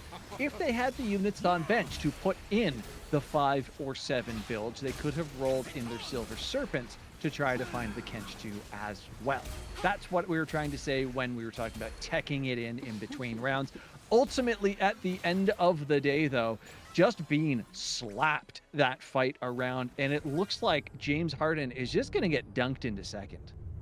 Yeah, like there is one thing that James Hart could do, which is find the Silas 2, but Yes. also I could say a lot of boards would be fixed if you're able to find a Silas 2, right? That doesn't really kind of change the math too much more than you'd sort of expect. So it is a nice thing to see, nice shop, but you do have to wait a little bit and see if you're able to have the health to even give you that advantage. At stage 6, 24 HP is 2 lives. Like, it's not 2 great lives, but it's still 2 lives at the end of the day. So you have options at the very least, but you're still at level 9. The 15% shop odds are good, but they're not amazing like we have just been looking at level 10. It's interesting, though. I want to see if that Silas 2 could be a difference maker. There's also 2 Darkkin, by the way, on the side of James Harden. So that is probably a large part of the HP that they are at, because as you can see, 2 Darkkin, you heal for 25% of the player damage you deal. So if you deal 10 player damage, you get 2 health back, 2.5. I'm sure it only rounds a little bit on the calculations. But either way, if you can get those 2 Darkkin in early, which obviously requires you getting a Darkkin item to do so, or you end up having to go the route of the Trials of Twilight to do so. If you can do that and get a win streak, you can claim a lot of HP back, which in turn, as we say, is your other resource in tandem to your gold for surviving and progressing. We do not have a Silas to get hit here, James Harden. You're going to have to position your life out to get this, but I don't think it's going to matter in the end. I feel like Bean could put their misfortune on the front line and it wouldn't make a difference. Yeah, I'll say I think there's a couple of techs here to try to ensure that Silas is able to cast in the order that you kind of want to. He kind of picks the spell he picks based on what targets are around, which one would be the best, and trying to find a way to just get that early Jarvan slam onto the backline, which, to be fair, looks like they're going for right now, is going to be a pretty effective way to stay in, especially when in some of these fights it has actually been pretty close. I don't know if it's going to be enough, especially with the Silas being focused down immediately by Lucian and Senna, but it is still going to be, again, the bones of a good idea. Just jumped on by a 2-star Volibear while trying to fight down a 2-star Shyvana. That does not go the way that you want it to. You are a King Slayer, not a Dragon Slayer, my friend. Someone's got to go 8th here at the end of the day. And if you're not in this lobby, if you're outside looking in, you're probably breathing a sigh of relief, because if you're able to finish even a 4th, you're going to be able to finish ahead of half of the strong players in this lobby. I want Matt Murdock to just absolutely climb ranks right now, because he's been doing pretty good for someone who doesn't play TFT. Like, he's a plat player, but these are masters and GM players that are involved in this tournament, and he's sitting in 11th, right? And he's not in this lobby. Go take first somewhere else and put yourself in 3rd place. It is a best case scenario. You still will have to go with a more and more difficult strength of schedule as we go into the semi in the next round, but this is probably going to be the best chance that players like Matt have in order to really be able to get things going. For here, no, right now we're just starting to keep a peek on everything that's happening. Not a lot of direction, though, coming in from the units or items in a lot of the places that I'm looking. Well, let's roll back and start this the same way that we've started the first two games that we Oh, have please. watched. Kate, please find an Ionia and hover over it and let us know which one that we are looking at. You can find it right there. Path of Spirits this time. Finally, something a little bit different. This one stacking attack damage and ability power. It is round-specific bonuses. It is not going to be something that stacks over time. So this time, I anticipate much less Ionia, possibly some more flexibility, maybe more Demacia players. On top of that as well, it's important to remember there is no experience here. So as you said, less Ionia. That also means, oh no, don't pick Ishtal Expeditionist. Don't Do break it. my heart like that. Is Do so it. dangerous. You're in a crazy high level lobby. It's Ooh, gonna Heavy be Use the hard to Crown properly also go. good. Oh, Heavy as a Crown would be pretty fun too. Honestly, Do it. I've liked every single augment Alright, he's gonna offer that take we've early. actually seen here. Crown is fun. Bodyguard training is deceptively Yes. strong. We get the crown. We get the crown. Yes. Do you want to Yes. talk about this, or you want me to? Because like this is a No, really you go. fun Go. Okay, so Heavy as the Crown is absolutely terrifying to pick up in almost every situation here because once your unit dies, it's over, right? Like your entire game is contingent upon whether or not the unit holding the crown is able to survive. However, on the flip side, if you put it on a unit who, if it was to die, you were probably going to lose anyway, you're going to be fine. That's why a lot of backliners, particularly in this Demacia lineup, particularly the Vayne, actually, if you want to get even more granular, really like this crown because it synergizes nicely with all the stats that they want. The HP is great with Demacia's resistances. Attack speed is just a nice little treat for the Vayne or any kind of unit that wants the mana generation that it can provide. But on top of that too, you are also able to sleep a little bit easier because as you were talking about last game, Moshi, there is significantly less immediate backline threats that you have to worry about in this set. In the early game, there's a couple of funky things to worry about, such as the Rek'Sai that can take out some really weird fights here and there. In the late game, she's replaced by Fizz, so another thing you might want to watch out for, but Fizz isn't really in the I'm going to go into the backline and completely one-shot you business anymore. It usually takes him 2 tries to do that now, so there is even a little bit more of a respite to go for at this time. First off, properly gendering Rek'Sai, we stan. Everybody should know that Rek'Sai is a female League of Legends character. Phenomenal character as well. Great little lore queen. if you want to go do some reading. Yes, exactly. A queen. Not even metaphorically, literally. Now, the other thing that you were talking about is the lack of backline threats. When you are playing this Crown of Demacia on a Vayne or on a Kai'Sa, which is exactly what we anticipate it being on, when those units cast, they will move away from a threat. That's the other big thing about this Crown of Demacia and why you were going to want to play it on units like that. Added on top of that, one of Vayne's, as well as in this case Sona's, best items that you can put on them is going to be that Gunblade, which is going to help with the lifesteal as well. So other things to pay attention to, while in this case, we have Invoker with the possibility of an Ionia flex because of the emblem, which is weird. Actually, I like this quite a bit. Can we hover that augment just because I want to go a little bit deeper into what we're talking about here? Legions of Freeze is really, really fun because all your free cost units are going to be getting a pretty nice bonus, but that also extends to whoever you're going to be giving that emblem here at the end of the day. And by the way, any emblem that you find, so that means spatulas and frying pans that we're able to see PJ find on Carousel are at a much higher premium. Beyond that, though, it also means that you're going to have a lot more fun on this Ionia line specifically, because this is going to be great for Ahri, which synergizes even better with the version of Ionia that we were talking about. If you don't have gold or experience, you want to try to find something that's able to buff the Ahri, and the one that just gives you all those free stats is the best one to do. Like, Ahri is going to be able to make fantastic use out of all that free AP. Exactly. Ahri is the 3 cost, is going to get the buffs from that as well. And as you pointed out, and I will fully admit was pointed out in chat previously as well, this is the best tempo Ionia option, right? Yeah. It is not the Econ Ionia, which we have spent so much time talking about before, but in terms of tempo, this is the one that you want to have. If you're going to be maintaining a win streak, this is the Ionia that you want to have, is running the Path of Spirits compared to the Path of the Enlightened. So very interested to see how the Ahri plays out. Note there is a frying pan on the board right now, so would not be too shocked to see them pick that up. But at the same time, you can't go all in on frying pans and spatulas because you still need items for the stats too. I mean, they now give you a bunch of stats too. PJ isn't interested though. They're gonna do the smart and sensible thing. Right call. maybe less fun for us, but that is objectively the correct call.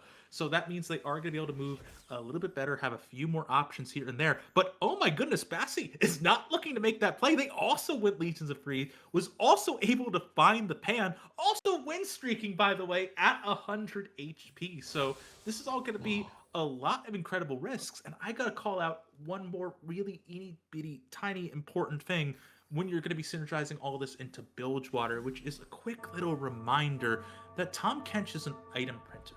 And the way that Tom Kench works is that he's gonna go om nom nom, like oh, like that. That's how Tom Kench eats. Very messy. Yeah, exactly like that. Exactly. And he's gonna pick a random item and a random component off of the unit and spit it out if he's able to get the KO. That works with emblems. So if your Tom Kench is lucky enough to go toe-to-toe with another player who has a spatula item, has a frying pan item, you were able to potentially build things up even more. Granted, that's pretty far in the future. We're still in stage 2. I don't want to get too invested in the future before we see even what stage 3 has to bring us. But that is another important thing to keep in mind when you're in a spatula heavy Bilgewater lobby. But what if 10 bilge? What if 10 bilge? Ooh, what if 10 bilge? Oh, we want to talk about what if Ruin King too? Because that's also an interesting option. So we have not seen Shadow Isles yet because you don't see it very frequently, even though Wardens are still relatively popular and Callista is decently strong, particularly with the crit item meta that does exist. But when you do see Ruined King, this is the #1 time that you're going to see it. So for those of you who are unaware, Shadow Isles, the more of them that you put in, the more souls that your team will generate on kills as well as deaths, as you can see. So 1 times souls, 1.3 times, 1.6, 1.9, and then as you gain souls, you unlock more Shadow Isles characters. So of course, it starts off with only the 1 that you can find.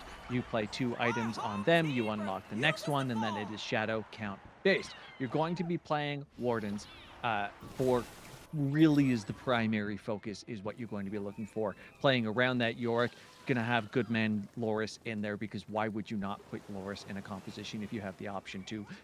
And it's very tempo heavy, right? It is very much a you have to survive composition in the first place. When you have Ruined King augment, things get a little different. After you get enough souls, you start casting differently with, oh my god, I forgot his name. Viego. Thank you, Viego. I still had Yorick on the brain. I was like, oh no. Yeah, so your Viego's ability changes. So rather than what you can see right now is that stab into that kind of stab motion which buffs his attack at the end of it, you instead end up doing a massive AoE leap. So that's going to be the itemization that they're kind of leaning towards for the early one is multiple cast. Wow. I mean, that's why you picked the Bard, right? You're able to find those early options, able to get things going as quickly as you can. It will also help you sort of build the engine that you need when you're able to play Shadow Isles, just because the more Shadow Isles power you have, the more chance you have to get more kills, the more chance you have for more bloodshed, the more chance you have for more souls. Give me the souls, boy. It's excellent here. That is exactly what you need. You want to find those skills and hit those benchmarks faster. The other thing I want to call out between a traditional Shadow Isles board is that when you play Shadow Isles normally, you drop the Viego later on. You need more rooms where you get in more Callista and more Wardens. Here, though, it's entirely different, and the itemization also shifts around quite a bit. So a lot of what you see right now is mostly going to end up on Fresh in the late game, if I had to guess. However, when you have the Edge of Night, that is going to stay on Viego the entire time. He's still going to be stacking. He doesn't need too many damage multipliers. Instead, you really just want to go for anything that can help you survive a little bit longer, which is why you want the Titans and why you want the BT on top of that. Do not click Gomify. No. Just click over that. It's too... Listen, I once had a game like that. However... I don't want to go too much into story time here, but I once had a game where I couldn't connect fast enough to the game. Like I was having internet trouble, whatever. And the game auto-picked no scout, no pivot for me as my augment. And I am panicking at this point when I finally load in. I'm trying to build whatever board I can. And then my second augment comes in and it's Skull in the Fire. Yeah. And I'm able to clear my entire board and actually try to build something that actually works. sorry, enormous tangent. Just flip it back over to here. The Gwen pickup is a huge level up here. It means you stack souls faster. That is going to be a really nice thing to see. And even Bard gets to stay in on the back of trying to see if we can find that Yorick free as well. On top of that, picking up best friends in this composition is actually incredibly strong. Buffs your pairs of units, as you can see, with armor and attack speed. Armor being incredibly strong for Wardens in the first place. But because of the way that this composition is, being able to split your board up into pairs is totally fine. You do not need to hard clump your units when you're playing this board. Unfortunately, they are going to lose this round. Murky doing what Murky does to Paneko. It is what it is. Let's hop up and check out our 200s right now, though, because, I mean, Mango Pie and Bassi are looking strong. We got a Targon Invoker run through here, so we're going to be seeing a Lissandra come on, I bet, as soon as we see it. This is a very well-built board, by the way. This is a concept of playing strongest board rather than trying to play a vertical line.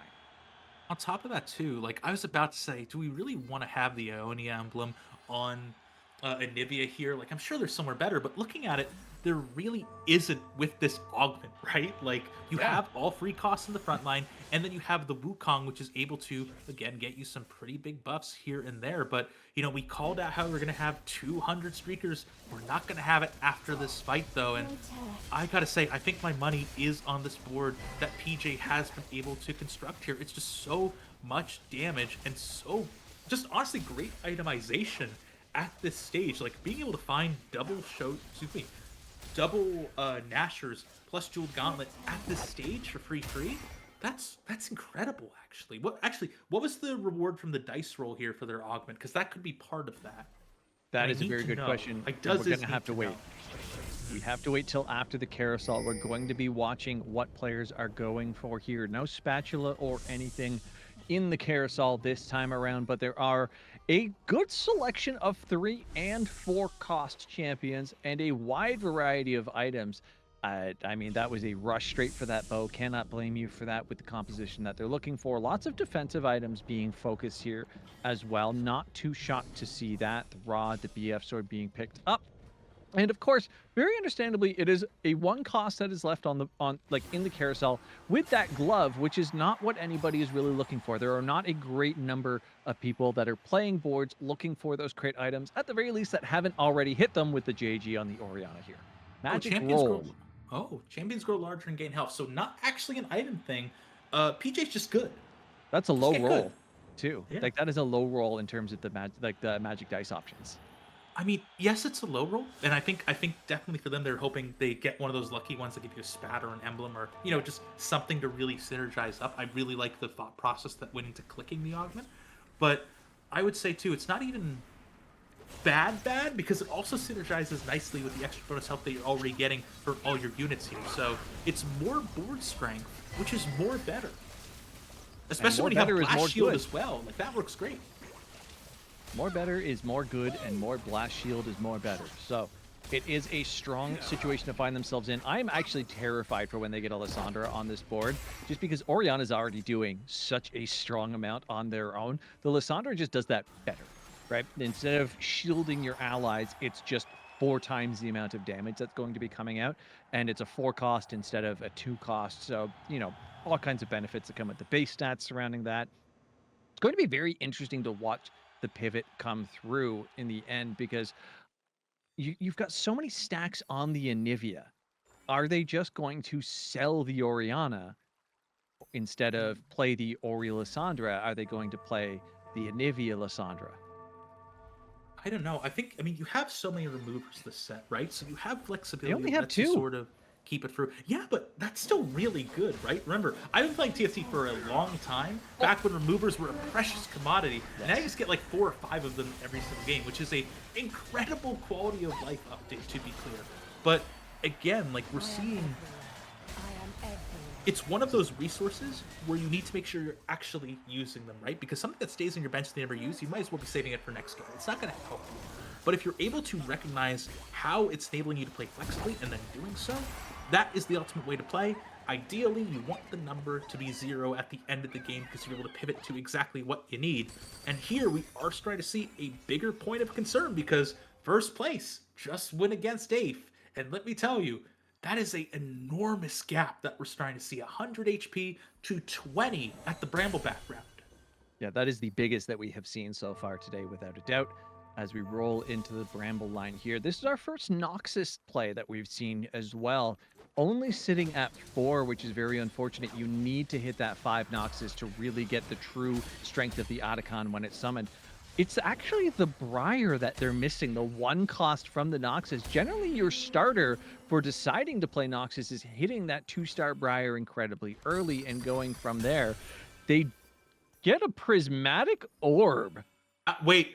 Oh my goodness, that is from Tom Kench. I didn't realize that he could give you a Prismatic Orb full of gold. This might be what they need to try to go for a roll down here. That means everyone got Vertical Noxus. Yeah, everyone got a Prismatic Orb full of gold. So it is going to be even. Everyone should be rolling or leveling like crazy right now. We'll worry about what PJ is doing. Darp is still looking to stabilize off of this, though, which I kind of want to see a deeper roll. This is starting to get really scary when everyone was able to get that sheer amount of gold. Look at what other folks are doing here. Over there for Hachidori, they're 1 off of the Zoe 3 and pretty dang close. 2 off the Malzahar as well. Like, players are beginning to really scale up here. You need to try to find the advantages where you can. And that's with the Leona 3 on the board already as well. And it is probably going to be the difference maker. However, this Darius has put himself in a great position to get all the way back onto the Malzahar. This is like my ranked games. That's how that feels, where it's like our front line is just so incredibly tanky. We're totally fine. And it's, where'd our damage go? It's just a Darius standing back there dancing with his axe on his nose. Too. Oh my god. Okay, so Yadar managed to win that against Hachidori, which is great for them because they needed a win. They were on a 9-loss streak leading into that. But after this augment selection, you have to hard roll. Like, Yadar needs to hit everything right now. Hachidori needs to hit everything right now. Here you go. Get your perfect itemization down. Get absolutely everything that you need. Spend all of that gold to find whatever you can. It's not going to be enough. Even had to skip. Oh, okay. Yeah. Okay. Could have been worse. That still isn't great, but it could have been worse. I want to focus on that because losing one of your Zoes and losing the Seraphine ain't great. But at the end of the day, this is still kind of the at least base bones that you sort of want. My concern, though, is looking at the rest egg.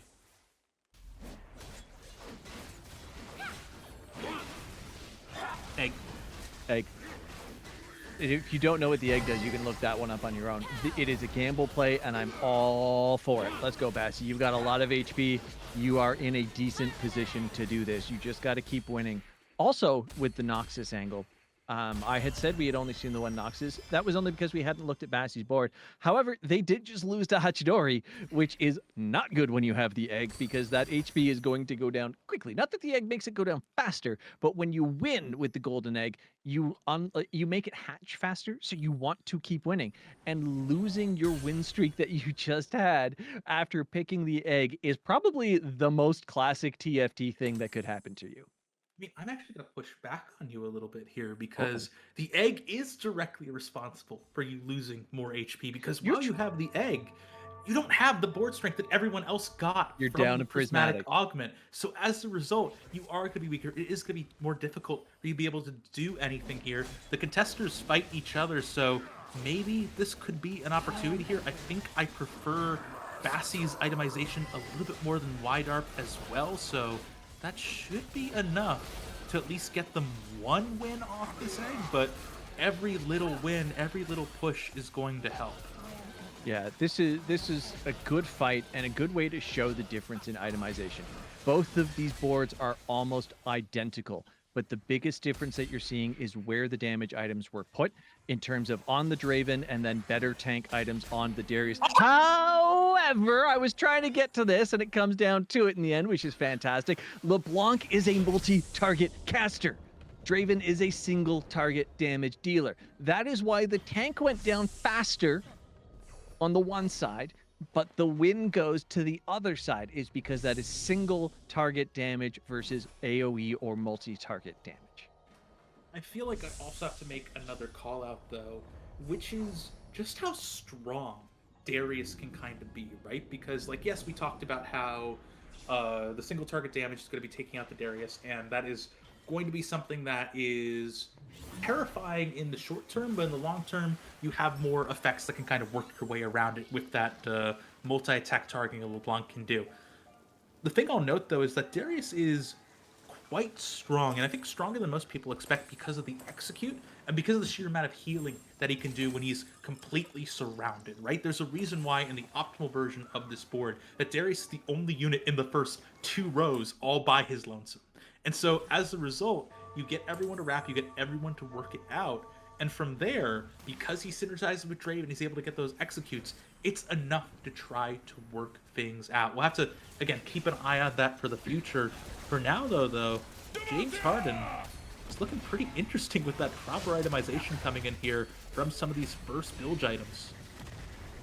And they're going up against the Crown of Demacia Vayne. We were very interested in this early on in the game, and it is paying dividends thus far as well. Lots of strong damage coming in. Misfortune is one of those champions that we need to watch out for against the Crown of Demacia, because they don't care about your front line versus your back line. They target you how they target you, right? We talked about the fact that Rek'Sai is in there and Fizz is in there. Misfortune is one of the other ones. Lux is another one that you need to watch out for that can hit that backline. And if they do it correctly, particularly if they crit in the right way, they can end a fight before it starts.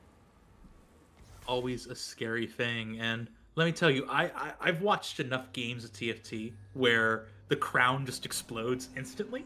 And man, those fights go really dang fast. Here, though, we can switch back over to Hachidori really quickly. We could see that they were able to find a lot of the things they were looking for. They now have that Zoe 3. This is looking pretty solid in and of itself, but also they don't have a lot of strength on top of these pieces here. And when you're playing 3-cost reroll, that's really what you need in order to stand up post stage 4 going into stages 5 and 6, right? Where here, I think this should still be a pretty easy win against PJ, right? Like, PJ still has a lot of 1-star carries. They need a little bit more power here and there to get things going. But Hachidori has 12 HP. That's not a lot of room to work with here at the end of the day. And you're going to have so many players that have more room to cap out ahead of you than you do at this stage. Because right now, your really only option is to, like, find a Loris 2 and try to be able to see if you could 2-star the Seraphine you have in front of you, right? Like, there isn't a ton that can happen. So this is where you need to make like game-specific choices. You're right. Putting in a Loris would be incredibly strong. So would putting in this Azir. Azir is going to give you 2 more frontline. It's going to give you, it's going to add to your disruptor, right? You already have 2 in, so that's not necessarily the biggest thing. But you are able to pick up that, and then you can replace your Seraphine with that, and then your Loris goes in as well. Or you've got the level up here, you could be playing the Azir immediately. There's all kinds of ways that you could play around this to improve your front line, to give you that more delay that you really need in order to get your Malzahars rolling with all of the Voidlings on the ground, getting their multiple attacks off as well. Not the path that they chose to go, but it is the kind of thing where when you hear players refer to teching in, that's what they're talking about, is you have your main line that you're looking to play. In this case, that is these 3-star 3-cost that we see on the board. You then also have teched in options, which they're looking at the Defender line as well as the Arcanist line coming in for this, with the Ahri getting in there. Your other options are more defensive lines, like you were talking about with the Loris, getting that in as a built-over option and then going into Wardens if you so choose. In the end, I mean, I can't complain about the choice that was made here because Hachidori did win. Yeah, like, I mean, I am critical about what the future holds, and HP this low means it's going to be difficult to have too many fights left. But as you said, like, they're making the correct decisions. They're finding the right options in order to stay in this game for as long as possible. And this is where you start getting into more skill expression aspects of TFT. Perfect Darius items and Darius 3, by the way, that's going to be excellent for Y-Drop to also hang on for as long as they can. But... Okay. Yeah, no. Let Draven have some fun. Come on, let him use different items. Like, let him have this. But the thing I kind of want to call it, though, is that this is another big learning opportunity for folks who want to learn more about TFT, right? Because one thing that I think about is that when you play TFT and you're new, you often gravitate to a lot of stat sites, you gravitate to a lot of opinion and all that kind of fun stuff. And don't get me wrong, those are useful. I would be lying right now if I didn't say I was looking at some stats while we were casting just to make sure I could call out some numbers that are important here and there. That being said, though, there's a difference between a rigid adherence to stats and actually being able to make these little decisions here and there to find the options. No, why Darp, you're gone! Why Darp is no more, taken out at the hands of Hachidori Hanabi. That is the end of this story for Darp. Our first elimination in our third round, and that is definitely our latest first elimination today. So very, very interesting to see. This is a confounding situation for most players. They are opting to lock this shop, not sell and buy. So a lot of the times you will see someone say, oh, never mind. They did it. Well, I think you still need to lock it for the Thresh. You still need to lock for the Thresh, of course. Yeah. But it was the sell and buy that I was going to call out, because you want the immediate spike of that 2-star Fiddlesticks, and it's worth losing the 2-star Ornn possibility, because a 2-star Ornn gives you artifacts at the same rate as a 1-star Ornn. And that is the main reason you're playing Ornn, is for the Warden, and then for the artifacts that are going to come with it. But yes, locking for the Thresh, still very necessary. Thresh damage, still quite good. This Leona is not dying. I was going to say, like, what? Oh, Pineko, very low. That is incredibly close. We do have our 7th place decided as well. Bassi also goes really low. Where's that egg that we were talking about? I'm scared. Mabry's gone. No. Mabry. What a lobby. I know. This is... Mabry was our first place player, by the way. Gone out in 7th place of round number 3. That is incroyable. That is going to open up the top 8 and the top 16 as a whole, honestly, so much. Remember, we talked in the beginning of this stage that if you're not in this lobby, you have to feel pretty good depending on where things are going to move, just because that's going to give you the options you need in order to find your way in. Where is this egg at? Click on the egg. Cherish the egg. Tell me what the egg is doing. One more win. One win, and honestly, no other options here and there. No, the board's being downgraded and sold to try to find this. It's not enough. You can't... You're going There's already a 3-star Darius in play. There's already a 3-star Darius in play on somebody else's board. Selling your Loris to try and get one more roll to hit a 3-star Darius is not the play you think it is. I understand the desperation. It would not... Look at this. It wouldn't have mattered. It would not have mattered if you hit it with that single roll down. It's unfortunate, but it's true. You are facing Mr. James Harden, Dunk Master Supreme of this lobby, and he is going to close you out. The egg remains unhatched. And while what I was getting at when I said won! Sorry about that. I didn't mean to cut you off. Pineko also went down, but by 1 HP. So 5th instead of 6th. Yeah, a 1 HP difference. What I was trying to get at when I was saying that the egg didn't cost HP, I meant if you lose and you would take 10 damage, you don't take additional damage as a result of having the egg, because something I said may have implied that. Unfortunately, it was ultimately probably responsible for their placement in the end here, because they were playing a Prismatic Augment down for the last round. Listen, there is a reason why I love egg, and that is because my brain turns off when I see it.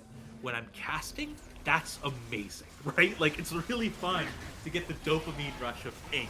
Like, it is perfect.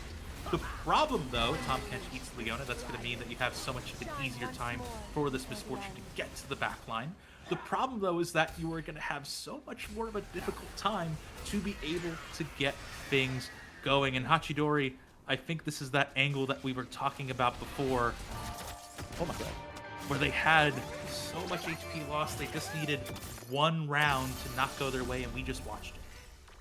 That was a 12 HP to -4. 16 points of damage to give you folks at home an idea of how close all of these players are to the end. Murky, unquestionably on their last life right now. James, close, very close to 1 life, but on a strong win streak. And PJ Mango Pie, almost guaranteed 2 lives at this point. Not on a win streak, but look at the gold in hand right now of Murky. 54 gold, level 10. No 3-stars, by the way. One thing I'll note really quickly is that they did hit 10, as you noted, And on top of that as well, they now can make a huge role here to try to find additional options. And I also Oh my think god, it's being huge. able to get to 10 in order to level and find all the fun that you're going to with the Zillion gives you additional options as well. Zillion is at level 10, going to gain a damage bonus. What are we seeing here? What's going on? He's going for the 3-star Zillion. He he I don't didn't think play the this rise. Ghost. He was fishing for the 3 cost. You're right. He's fighting a ghost, which is exactly what we need for Murky to survive right here. Is a ghost, but even on 8 HP, you need a win more than anything. This is a 2-star Zillion at the very least, so it is simply a game of time. That is a very, very large front line, by the way. Take a look at the HP bar on that Braum with 2 Warmogs in their hands. Lots of casting coming through. The back line goes down quickly to the MF, though. That is not going to be enough. It was 1 auto attack away. Murky TFT finds himself a very strong, well-fought 3rd place, but could not fish out the 3-star 5-cost this time around. Unfortunate, but Protroid, you get to keep your money a little longer. Just a little bit longer. That Executioner that we saw on the MF really did change the pace of that fight. Bilgewater is insane. I also want to make another point about Tom Kench, being that we actually got to see where he falls off a little bit more, which is when you're not fighting against a solo frontliner, it's a lot harder for him to do that sort of cheese strategy that we talked about that allows Misfortune to wrap into the backline. Here, though, we still have plenty of other options, but the bear's been unleashed into the front line, finding a couple of good chomps onto the frog, and even a knock-up onto the rest. I don't know if there's much you can do in the face of it, No. especially when the Ice Queen is running cleanup in the back line. James Harden goes down, PJ goes up. I agree, like, this Ashe is incredible here. You are able to get a lot of extra benefits, you're able to get a little bit more power, and, you know, it doesn't work out all the time, but you are able to get a few extra options to go with it. As we continue onwards through the other boards, you can see we have some kind of tech in, tech out, looking for that Noxus. I mean, I appreciate using the Leona early, getting the additional defenses that come with that, playing the Targon in. It's a strong single unit that you can play. We've seen it all the way through every single game thus far. Great way to kind of build yourself in towards the Noxus. The interesting thing here is that they picked up Speedy Double Kill as their first augment. One of my personal favorite ones because I am a Rage Blade abuser, in basically every set of TFT that's ever been released, means that they are probably going to be looking more towards a Draven style build than they are the LeBlanc style build. Now, we did see the differences in that in the last game that we broadcast in terms of showing the single target damage versus the multi-target damage, but this time around, it's going to focus on that single target, and the Atacon will be the other primary strength. And I'll say really quickly too that this is an interesting augment, right? Because usually when we see delayed power augments like this, it's a little bit more, let's call it parallel in a certain way, where it's you get some kind of reward doled out in piece by piece, ooh, a piece of candy, ooh, a piece of candy, ooh, a piece of candy, over and over again. Here, though, you get two different sides of it. The Rage Blade at the front, great itemization pick, gives you options in order to get things going, and then plus 30 gold off the back. But getting to that plus 30 gold can be deceptively difficult as well, because remember, getting just one completed item is basically a silver augment, right? So you are down a augment level right now, unless you are able to find the board that is able to keep up with this and keep you alive to the point where 2 people die, so you get the rest of the full power of your augment. Exactly, and that again is kind of the advantage of playing the vertical Noxus in this, is you essentially have an extra unit while playing this, right? So it's going to help you save some HP just in terms of killing a lot. Plus, it looks like Paneko is going to be able to break out an early win streak here. Again, just kind of building on the possibility and the probability of being able to survive at least 2 player deaths. It's a long way away, not necessarily something you want to put a whole lot of bank on immediately, but you need to make sure that you are playing the kind of board that is going to get you all the way through. We haven't seen super successful Noxus yet, but it definitely has the ability. You were talking about it before our very first game, about with it being one of the strongest options out there.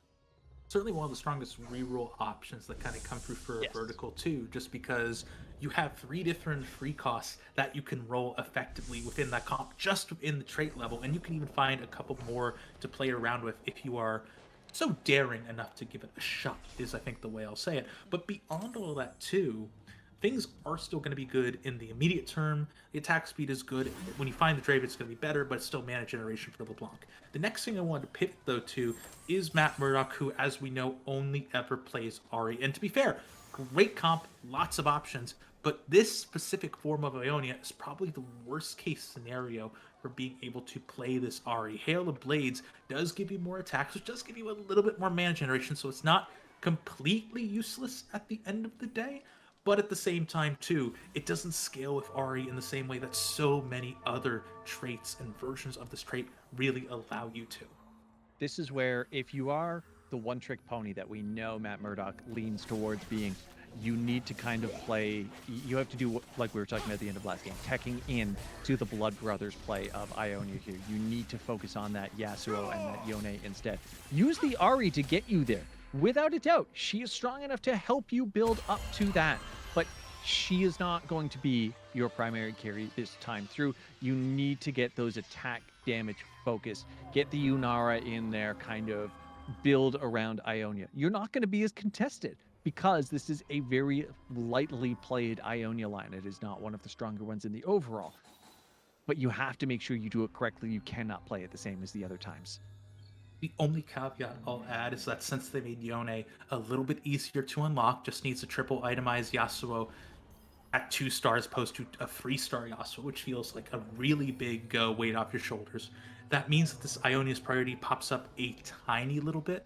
It's also seen as more consistent to hit compared to, say, rolling for the Ahri free, or as we talked about before the broadcast today, playing Unara, which is certainly much lower in priority since it was at the very start of this set so many patches ago, right? So certainly plenty of options to kind of go in here. I'm also beginning to see a few other interesting things sort of coming to light where Ryu was actually able to pick up a Darkened Staff, so that means that we should have a few different ways they can pretty easily get the Darkened 2 online, and being able to play with that staff gives you also a lot of pretty scary options here at the end of the day. The staff works with so many different backline threats, and while I think most of the time people think of that as a pretty good alternative item for Ahri, it also works like a really great option for your Lissandra or even your Lux, depending on the angles that you decide to go down. So we'll have to keep an eye on what units are sort of gifted over to them to see exactly where they want to end up,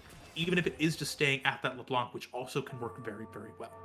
And at that, the strength of unlocking the Aatrox, getting in that second Darkin, recovering that HP like we discussed at the very end of last game as well, can be very much a targeted play that you can take towards, wherein you opt to sacrifice HP in the early game to ensure that you're able to get the correct combinations for the late game to recover it back. Particularly considering you are going to have an immense amount of gold and items from the crab to come full circle back to it. Look at everything that people have on their bench right now as a result of this. So many components come in. You have the probably the best opportunity you're going to, aside from maybe snips from Gwen, to perfectly itemize your carries.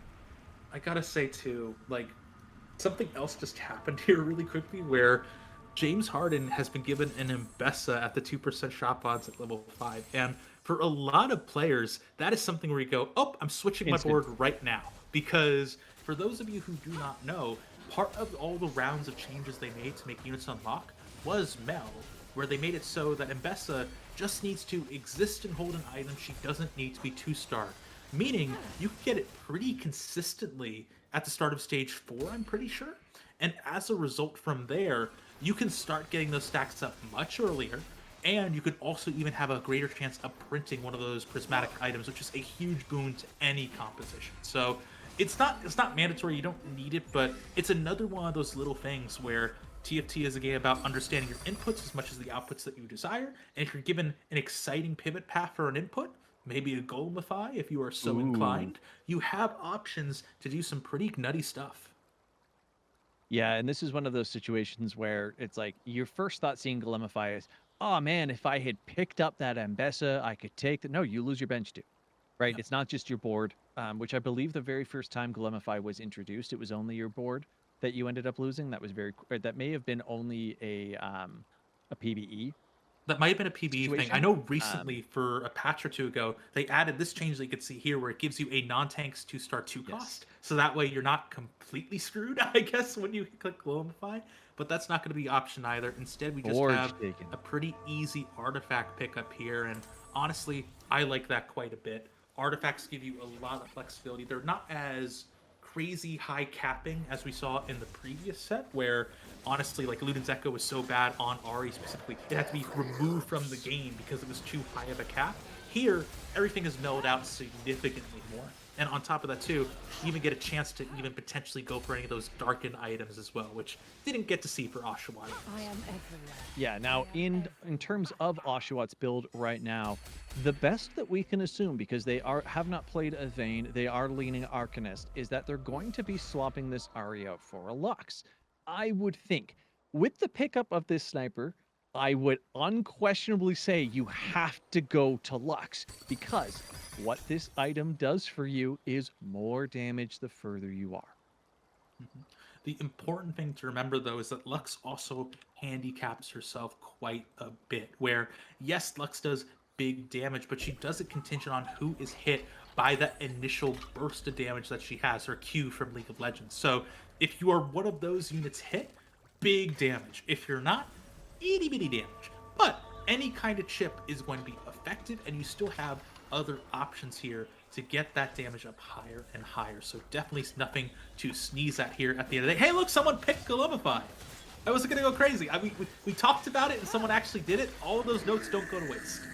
Yeah, and it's, you know what, it's a pretty interesting pick, and it's a pivot pick as well. Right, so this is our player. This is Paneko, who was originally going they were going straight into Noxus, Yes. if I remember correctly. They have picked the Glimify and then pivoted into Demacia, which, you know, they have the speedy double kill. The Glimify should, in theory, help them survive because it's a significant amount. And we already saw that Noxus was, at the time, 3-way contested, still is 2-way contested. Demacia, I think we've seen, I mean, we know we have at least one other playing Demacia. There may have been 2 other players playing Demacia, but it's not something that is bad to pivot into late. The early units are not absolutely mandatory to play it. Plus, when you're playing the speedy double kill, you have a lot of options for pivoting in and out of different things. You sort of, I want to build on that a little bit more too, because that is one of the key things that I personally try to watch for, right? Because when you have this much economy and this much tank stats on your board, your board doesn't even kind of matter as much right now, right? Because you have the building blocks of what you want, right? You got a tank and you got damage. Great. That's most of the fight in building a good TFT board. Like, most people either over-index on one or the other. But from there, now that you have this economy, now you're able to push 7 at 3-5, which is pretty good tempo, all things kind of considered. Now you're able to make deeper and more interesting decisions where you can make these wild pivots. You know that you have the HP flexibility, that you are probably safe, knocking on wood really quickly to be able to ensure that you get that speedy double kill. This all feels pretty solid for Paneko, especially when they're win streaking as strongly as they end in first place and looking to continue that streak into the, it says Wolves, but I'm pretty sure this is the Brambleback one now, because you're able to continue building the tempo in ways that other players can't contest. Now look at this again. They're going to pivot back into Noxus here. You could see they unlocked the Darius here. They had bought the Draven in the last round. They're going back into that Noxus. So when they had picked up the speedy double kill and were playing Noxus, I said they have that Atacon that's going to be an additional unit on the board. It's going to help them with HP. Now they have 2. They have 2 additional units on the board. They have both the Golem there. They're going to be spawning the Atacon. And they're still playing Demacia as well. They have so many open doors. And they have a Garen on board as well. So much tankiness on board with the LeBlanc, who is doing quite a bit of multi-target damage, that they are cleaning up both front and back lines before their back line becomes really damaged out. It's very, very good selections here. This is strong, flexible TFT gameplay which if you talk to anybody that is high elo, they'll tell you that flexible gameplay right now is very difficult. Yeah, and part of me also wants to just say, like, the only downside, I guess, is that you can't really play the frontline Darius in the same sort of way that you see a lot of folks Yes. play into the Noxus board. But at that point, I feel like that's getting into my lobster is too buttery and my steak is too juicy kind of territory, right? Like, you're in a really strong position. You have a unit here that, while it doesn't have the same kind of crazy damage output that a Darius has, is going to be able to tank more than effectively, right? Like, you have all these other outs to kind of go through there. And it also means that you can even drop that Darius should you so desire, and instead try to focus your items on trying to make sure that Mel is able to take even further advantage of that huge stall that the Glimify is going to give you. And that's really where I want to see this headed. I'm very glad you pivoted to the exact same thought. Is they're going back into the Noxus, which means they're going to pick up the Mbessa.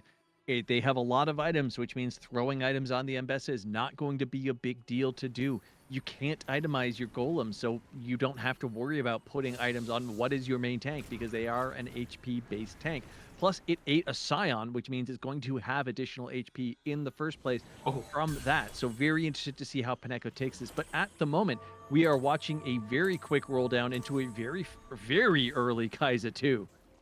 Let me tell you, like, those couple of quick little level 8 rolls that you do on stage 4-1, that gets really insane really quickly, because sometimes you just waste too much gold. Staying above 20 is a pretty good mark for this, but then other times you're able to find these crazy hits, be it something like, say, Oshawott, still on level 7 by the way, was able to find a Shyvana, which is also very strong, or kind of even stronger at this point, being able to get a Kai'Sa 2, which, if this was a more contested comp, would certainly be one of those moments where everyone starts kicking themselves in the butt, right? Like, that is a really frustrating thing, to be contested and then look over and see someone hits their unit before anyone has a chance to even get there. And it's going to be triple gold to finish things off. Oh, not taking Jeweled Lotus there. I mean, that's a big one. Exiles is very good, because obviously a 30% shield is a 30% shield. But I mean, Jeweled Lotus, when you're playing this Kai'Sa build, is so strong. But you already have the IE on her, so it's really not that important to take. It's just going to be useful for your other characters. The big thing that we just saw, though, is that Galio unlock. They're looking for that 7th Demacia. They're going to be looking to get the Garen 2 and sell it, I would bet, to get tech in this Silas. And then they may end up doing what I would normally do, which is look for the 4th Garen, then sell the Garen 2, put the 4th Garen back in, then play the Silas, so that you can keep all of your Demacia up as well. It will be interesting to see if that is what they choose to do, or if they choose to play a Silas at all.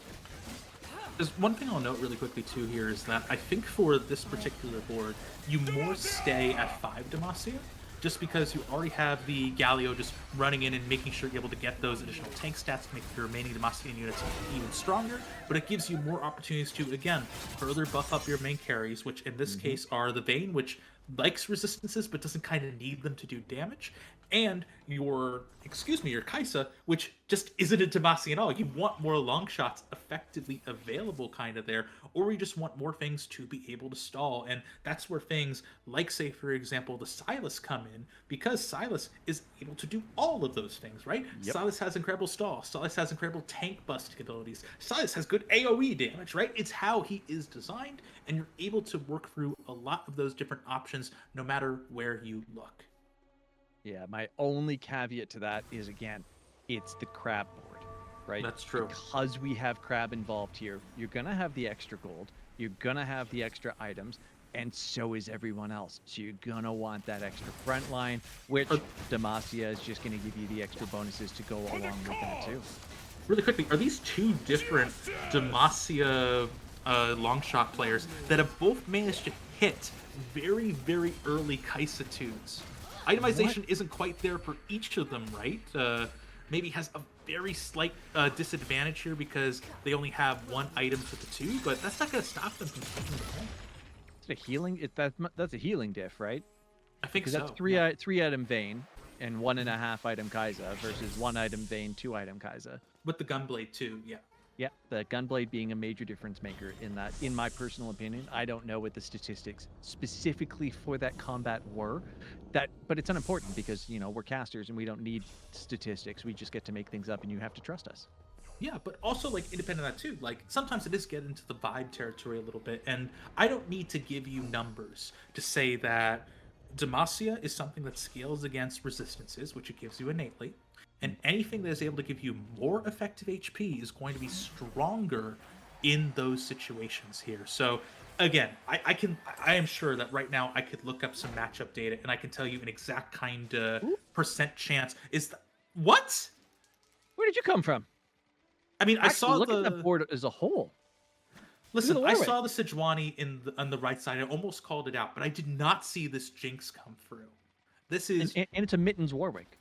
and it's a Mittens Warwick. My goodness, like this is incredibly strong here. And because we still have the crab, remember this is more components, more items, like you were talking about. Which means that even though this is a 1.5 item Jinx, there is a lot more room for Arrow to find more options here. The problem though is that this is still a 1.5 item Jinx in a lobby that is going to scale up higher and higher and higher. And while we've seen it do incredible things, it's gonna need to do a lot in order to keep things going. Okay, we have been way too slow this entire lobby for what is going on. Look at the Malzahar items. Yeah, I know, that's insane. Do you want to talk about the artifact, or do you want me to? No, please. I'm So baffled at what we've seen.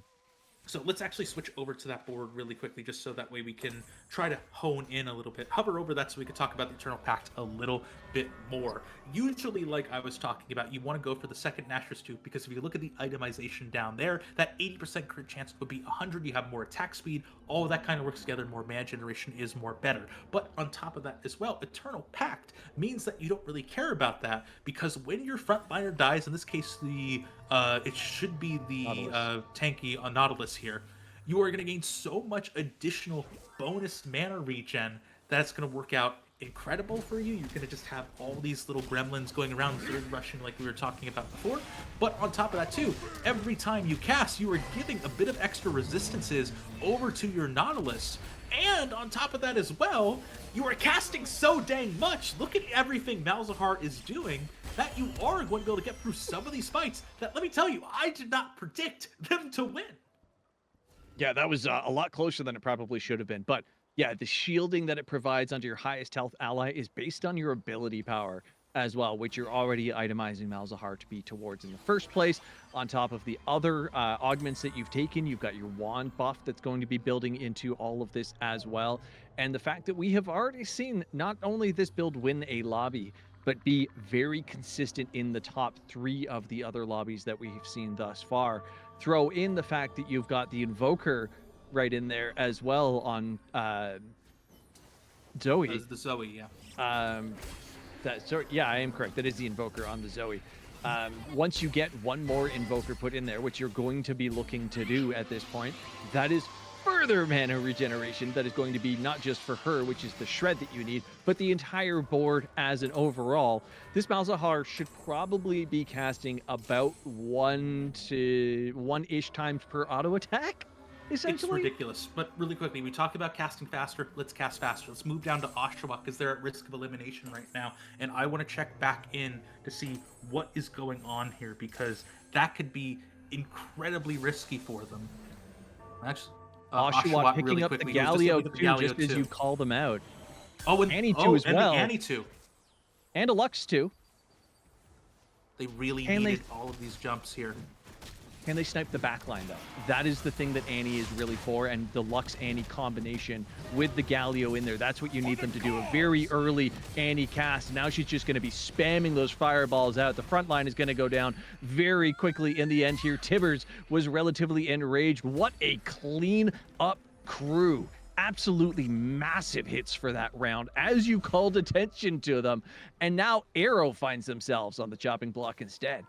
This is a pretty big bonus here for Oshawott, because being able to hit all these pieces individually, they still have a bit room for a cap, right? Swain is still only 1 star, which I say so that way it appears in the shop. Close enough. That is going to be a pretty big jump up in priority and power here. Granted, like I said, single digit HP, knife's edge here at the end of the day. Arrow, though, is in the pool to be fought with, and also at 1 HP and a dream. Let's actually quickly move back over there as the Swain 2 comes in. I was a little bit delayed prediction. That's fine by me. Arrow is at risk of getting eliminated here.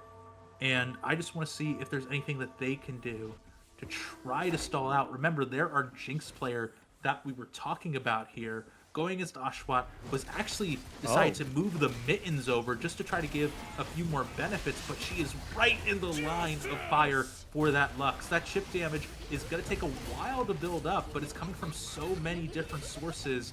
I'm not quite sure if the Jinx is going to have enough power here at the end of the day. The Lux laser lands true, arrow goes down, Ryu goes low, but is gonna be able to hold on with 2 HP and a dream. This lobby is getting tighter by the second. So I think what we saw with the Lux right there is to paraphrase a classic blunder, right? It's we need Jinx to attack 18 times to be able to use her ability, and then that's when she gets strong. The problem is if you strictly itemize around attack speed, she does no damage. Even when she does eventually ramp up and get to start using the rockets, she still does no damage. And that's what we saw. That was 3 attack speed items that were put onto the Jinx. So unfortunately, yes, Jinx 3, we said incredibly strong, able to wipe complete lobbies all the way through. Not if they don't get itemized properly, not if they don't have damage behind or damage for them and tanks in front of them. Instead, we hop over to Ryu right now as they are running the Dragonborn with the Emperor in here, so they are starting their soup cook as it stands, but they need to stay alive just a little longer. This Ionia board is doing a lot of work against them as well. The Otacon is clawing and siphoning as best as it can for the 5 Noxes that are alive. Mel doing Mel things pops everyone, though. Let me tell you, I'm very scared for this board. One thing that I'll note, though, Rise Unlock, that's pretty fun, is you are just a win streak away from free Shurima. It's not going to be that 4 mythical one, but that is another really big jump in power that would be a way to kind of stay in this game. Finding ways to fit in free Shurima through whatever kind of combination of units you can get is a really strong way to stabilize a late game board. The problem, though, goes back to the Knife's Edge that we were talking about all through today, where I see 2 HP on Ryu, 9 HP on Oshawott, and Matt Murdock, who just won that last fight, is still kicking her off only 14. So everyone should be feeling anxious right now. Let's do ourselves a quick favor. Flip over to the middle because we always focus on top and bottom. Let's take a quick look at Matt Murdock. You can see that 3-star cannon did just come through, the 3-star Ari there as well. I would like to see a positioning change here so that Set gets damaged a lot faster rather than having it just be part of the whole group. Step them back, step the rest of the line back, get him in there so that he gets his passive off sooner and is doing the true damage. Let's hop ourselves up to Mabry as well. Take a look what our 23 HP point player is looking at. This is one of our big long shot players here. We know that they have been in the worst feeling of rotating win-loss constantly on a 2-loss streak right now, but they do have a decent situation as they are starting to get some stronger units into their board. The big thing is keeping the Kai'Sa alive long enough to get one more cast off. It's not going to happen. The Vayne had the opportunity to tank the hit, but because it's not a player, it's just how it's programmed. She rolls behind, and the Kai'Sa ends up going down. That is unfortunately both Ryu and Matt Murdock getting knocked out. Fortunately for Matt Murdock, going down in 5th place, sorry, so some potential there. Oshawott holding tight though, and on a 4-win streak, getting their gold back up. That econ is starting to regen itself after the massive roll down and the hits that they had. The question is, can they stay against the Pineko and the Hachidori boards? And by the way, too, like Galio 2 at level 8, something that I need to kind of highlight a little bit more. Not something you usually see, very difficult to kind of get to land out, right? So this board is even a little bit stronger than I would expect to see at this level. But even though this is probably the highest ranked board you can play in TFT right now, a high ranked board against a board that has great itemization or great little bits and bobs here and there can't always really stand up to the challenge. That's why I'm trying to see how these Lux lasers are landing fight after fight here. I think there's too much burn coming in. Lux is doing what she can. Oshawott goes down. Maybe in Pineko, looking to see what they're able to do. One above us right here. Oh, that fight's going a little longer than they thought. Nope, that's going to be Maverick going down. Whoa. We have a top 2. Hachidori versus Paneko, each one of them with multiple lives left with how much HP they're holding. Paneko on a minimum of 5-win streak here as well. Hachidori running the board that we have seen do absolute damage in every single lobby thus far. But really, Paneko with the Golemify pivot that we saw, and I absolutely love how they teched into the board that they're in overall. I can't even specify exactly what it is because it's just kind of Quick Striker, but you're 5 stars. It's good soup. Like, that's the It's best good thing soup. It's that I not can quite kind of say. legendary, but it's Well, good. it's going to be very soon, right? Like, we're seeing a few things come through. Here's the level 9. You just need to find the Garen 2 in order to pick up the Silas. That's what all those items that you already see on the Garen are for, right? Annie also comes in as a pretty strong option. Let's see if there's any other 5 costs that sort of come in at the last second. But no, I think this is solid. You're looking for the Silas 2-star. No. Not going to Well, get it, but look at the items. Yeah, these are perfect size items that you have on your bench. That's where you open the 2 completed item anvils that you have further on down. This is looking pretty good. Let's see where they end up. I don't think there's anything better than Triforce on Silas because he does everything. Having an item that gives you everything.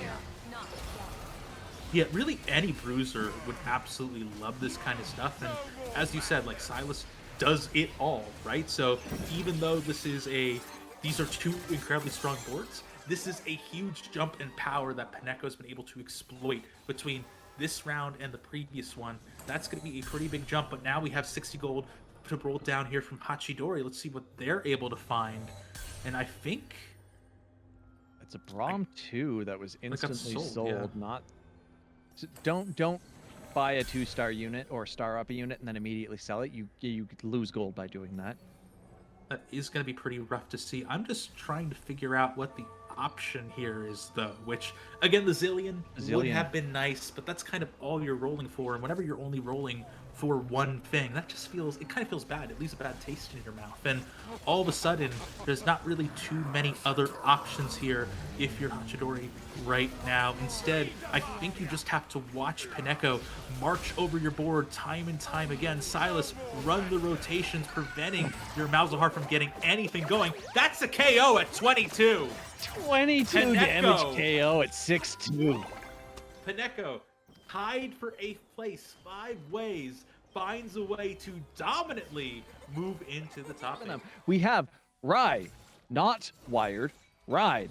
I apologize, we have been saying your name wrong all day. We have PJ Mango Pie, Murky TFT, Paneko, James Harden, Mabry, Yidarp, and Hachidori Hanabi, all rolling into our top 8 final. As you stated, winner, there's only going to be one, takes all. And I gotta say really quickly too, lots of high level play coming in here. Yidarp, first and foremost, was the winner of the last Prismatic Poro Cup, the Prismatic Poro Cup 2 that we saw a little bit earlier on. Furthermore, as well, we have folks like Mabry and Paneko who are common fixtures within Ohgawdkate events, not just TFT, but Overwatch as well. And on top of that as well, we even see other great folks coming in that are just, again, figuring out the scene, competing at this level. Great way to do it. Exactly. And speaking of great ways to do things, look at the flexibility of the legends that are being held right now. This is what you need to have when you start any game of TFT.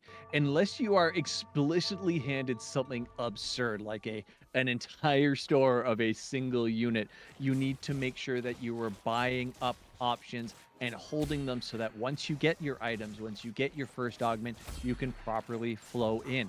These are the kinds of things that you'll learn as part of a boot camp, or, possibly some sort of training practice group that no one knows anything about. We'll see how that goes. But for now, it seems like the game is trying to ease us back into something that's a little bit more lulling, a little bit softer. Just silver augments to start things off. Nothing too crazy. As you talked about earlier, these are the moments where players are really able to express a lot of skill in the game, which I say obviously as I'm looking at a spatula here. So maybe there's a little bit more going on than I gave it credit. Spatulas are always an interesting opening, right? It's because you kind of take a quick look at what you have and you go, what can I make with this? And oh, you know what? I can't make anything that goes well with what I have on the board. So how long do I sit with it kind of in my items? As you can see right here, they're actually willing to slam it with nothing onto the Sony here. So they have an idea. They know what they're waiting for, and it's going to be curious to see what they decide to make of it. I mean, this is just the strongest Sona I've ever seen, right? AD items plus nothing. That's really, really going to be a difference maker here. But again, like I joke, but slamming an item and getting the benefits of it are just much better than just having it sit on your bench. I should also really call out that the reason why we see these spatulas all over the place is that these were from the portal, I believe. We can hover over that little pip at the very top of the screen to make sure we can just go over those rules. It's right next to the 2-2 loot subscription. The fact that you get so many random bonuses here and there, that means that, who knows, maybe we could see a prismatic trait, as I know you were pining for a little bit earlier. But for now, it means that you're going to have a few interesting breakpoints come in as options. Say, for example, the Bilgewater emblem here. Usually, to get to 5 Bilgewater, you need to get some early free. You need to get some of these early free cost units. Here, you just need one of them, and that Gangplank that you have in the store is going to come online super early. Exactly. You can see it's going to cost 50 silver serpents to get there, which means they're not going to be able to get it strictly off of the, I believe, 15 that they get per round this time around. But there will be some additionals picked up based off of kills, or rather takedowns, I should specify, that Bilgewater units do get. So it's going to help somewhat, but it's probably still going to be a round, at least one more round before they're able to get that unlocked this time. But it will be very early. That's going to come online. That will be Bilge 5 before stage 3. I should also call out that I am blind. There's already a Nautilus on this board, so technically all you need is the shop to be nice enough to roll an Alawi for you. So there, you could even theoretically have it now. Obviously, you could have a lot of things theoretically, and if you don't hit, it doesn't really help. But at the end of the day, like, these are these kind of breakpoints that I'm talking about, right? Where if you are able to find these little advantages, especially at Bilgewater, where anything you could do to try to get a little thing here, little thing there, to really get that econ flowing, turn the 15 to the 35 silver serpents per round from 3 to 5. That's going to be a pretty big difference maker, and the Alawi in the back means that you get all the board strength of a Twisted Fate 2 without being punished for it. The Ash in the back, I'm assuming, is what you were talking about when you said no, in the shop, actually. Oh, in the shop is what you meant. Like, if you look at the Silver Serpent shop. In the Silver Serpent shop, you are correct. Sorry. I misunderstood what you were getting at when you said in the back. So, that is the state of PJ Mango Pie. We also have Murky still sitting at 100 hit points after the top, or the first couple rounds. You can see just a simple strongest board situation, but what they have on the side is that Tactician's Crown, which means they are 1 unit up at all times.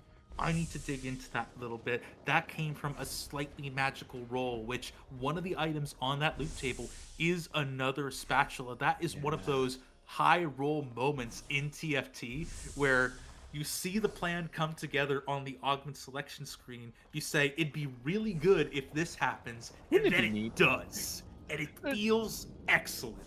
Wouldn't it be neat? Yeah, wouldn't it be neat if treat, wouldn't it be neat? Or as the pros out there say, it's a tuber. It's a tuber. It's a tuber. We're already also seeing a few other interesting things too. Like James Harden just hit a Jinx 2 at stage 2-5. All right. Like, excuse me? That's with the Bard. Right? Things to keep in mind. So Bard, we've talked about the importance of playing him. Unlocking him, obviously, you have to roll a handful of times before the first carousel, and then you get the Bard.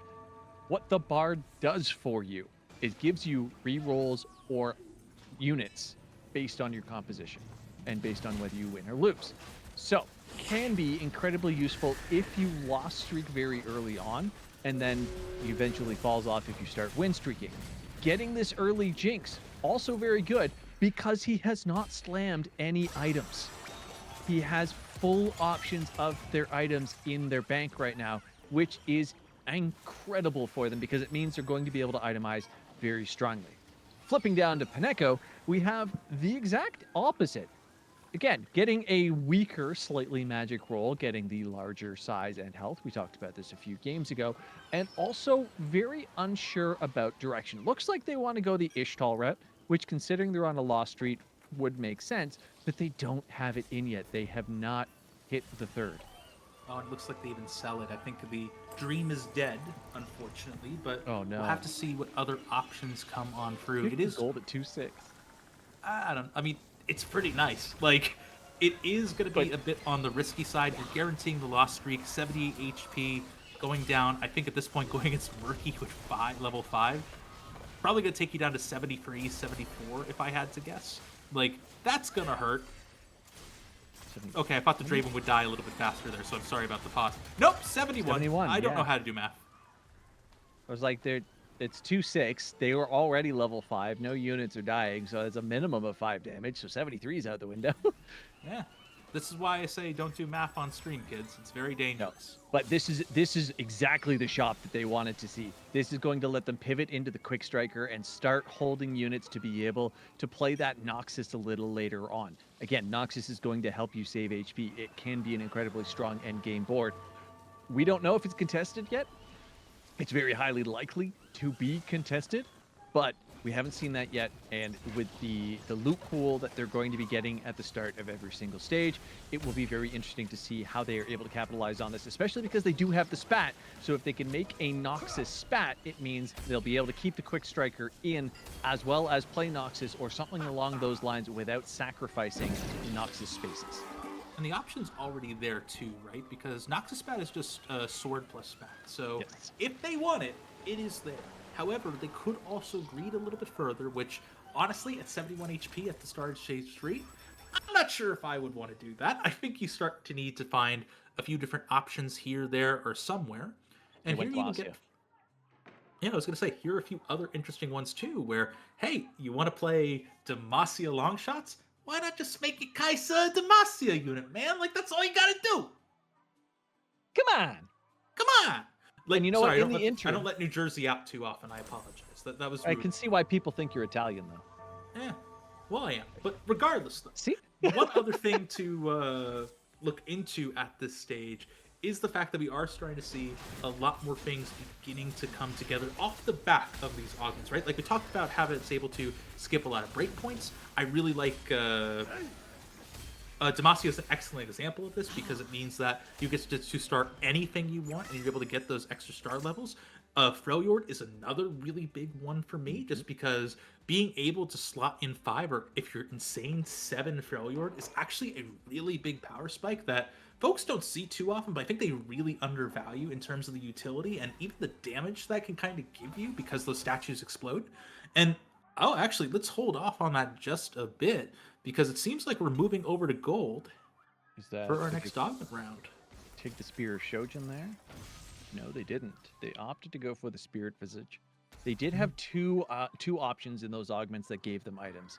And you have to choose. It was basically a choice of offense or defense. They chose the defensive option, going for the Spirit Visage, which is going to give them additional healing to nearby units as it goes off, which means you want to have a very, very strong tank holding that. Poppy is a good option in the interim, opting for the double visage, so even more regeneration going to be coming in there. But this still is not the strongest of boards just yet. There's going to have to be some growth coming in here, but they're middle of the pack, so that's okay. I want to flip up to PJ Mango Pie, Hachidori, kind of take a look at the rest of the top end of the midst here once we have the opportunity to, because this is getting to be a very complex lobby very, very quickly because of these spatulas. You can see the Zon spatula has been put onto the Sejuani here, but we already saw other people playing Sejuani when they had the Freljord spat down as well. So there's some very interesting cross contests going on because of the spatula play. And quite frankly, some people are benefiting from it much earlier than others. Yeah, and one of the ones I want to call out is James Harden's Zon spat that they have there, right? Just because that's not something that many people are going to even think to contest here at the end of the day. And really all this enables is that you have the option to go to 5 Zon while also moving into Freljord, right? You don't need to kind of pick between those two different lines that we sort of saw. But the other thing that I was still trying to watch was that Bard, which seems like has now gone by the wayside. Now you've been able to slot in the 5 Zon. And also, I should say, you picked up the Zon-focused augment, which I didn't see in that last fight, which is another pretty big boon as well. The only concern that I have, though, is that you are 0 gold, level 7 at free, right? Like, you have time, but this board, while strong, just has attack speed on a Jinx, no damage, and you need a little bit more than that. Exactly, and they've even put that glove on the Vi at this point as well, so it's not even being utilized for additional crit on the Jinx. Now, again, this is an early Jinx 2. It's a 3/3 Jinx 2, right? So while she does not have the damage that is going to be required for later in the game, it's still enough damage for right now. You're middle of the pack in terms of HP, so you're going to still be able to get probably your second pick for items, right? You can see that they are second pick here, so while you may lose out on what would be the best component for you, you'll probably get at least the next one up. If you get lucky, you may get your first one. That is the advantage of being in the bottom half of players going into the carousel, but you do still have a large asterisk next to your win condition until you get those additional damage items. And if we take a look at Murky and Yadarp once we're done on the carousel, we're going to see some very dangerous boards that I don't know if a Jinx 2, even with 3 items, is going to be able to stand up against. And they're also piecemeal contesting you.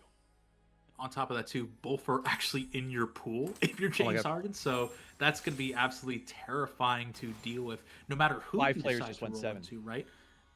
Oh my goodness, you're right. 5 players just leveled to 7 on 3-5. This is absolutely insane here. Again, this is players trying to manage resources as effectively as they can, but also recognizing what other folks are doing. They see that the lobby is going higher and higher.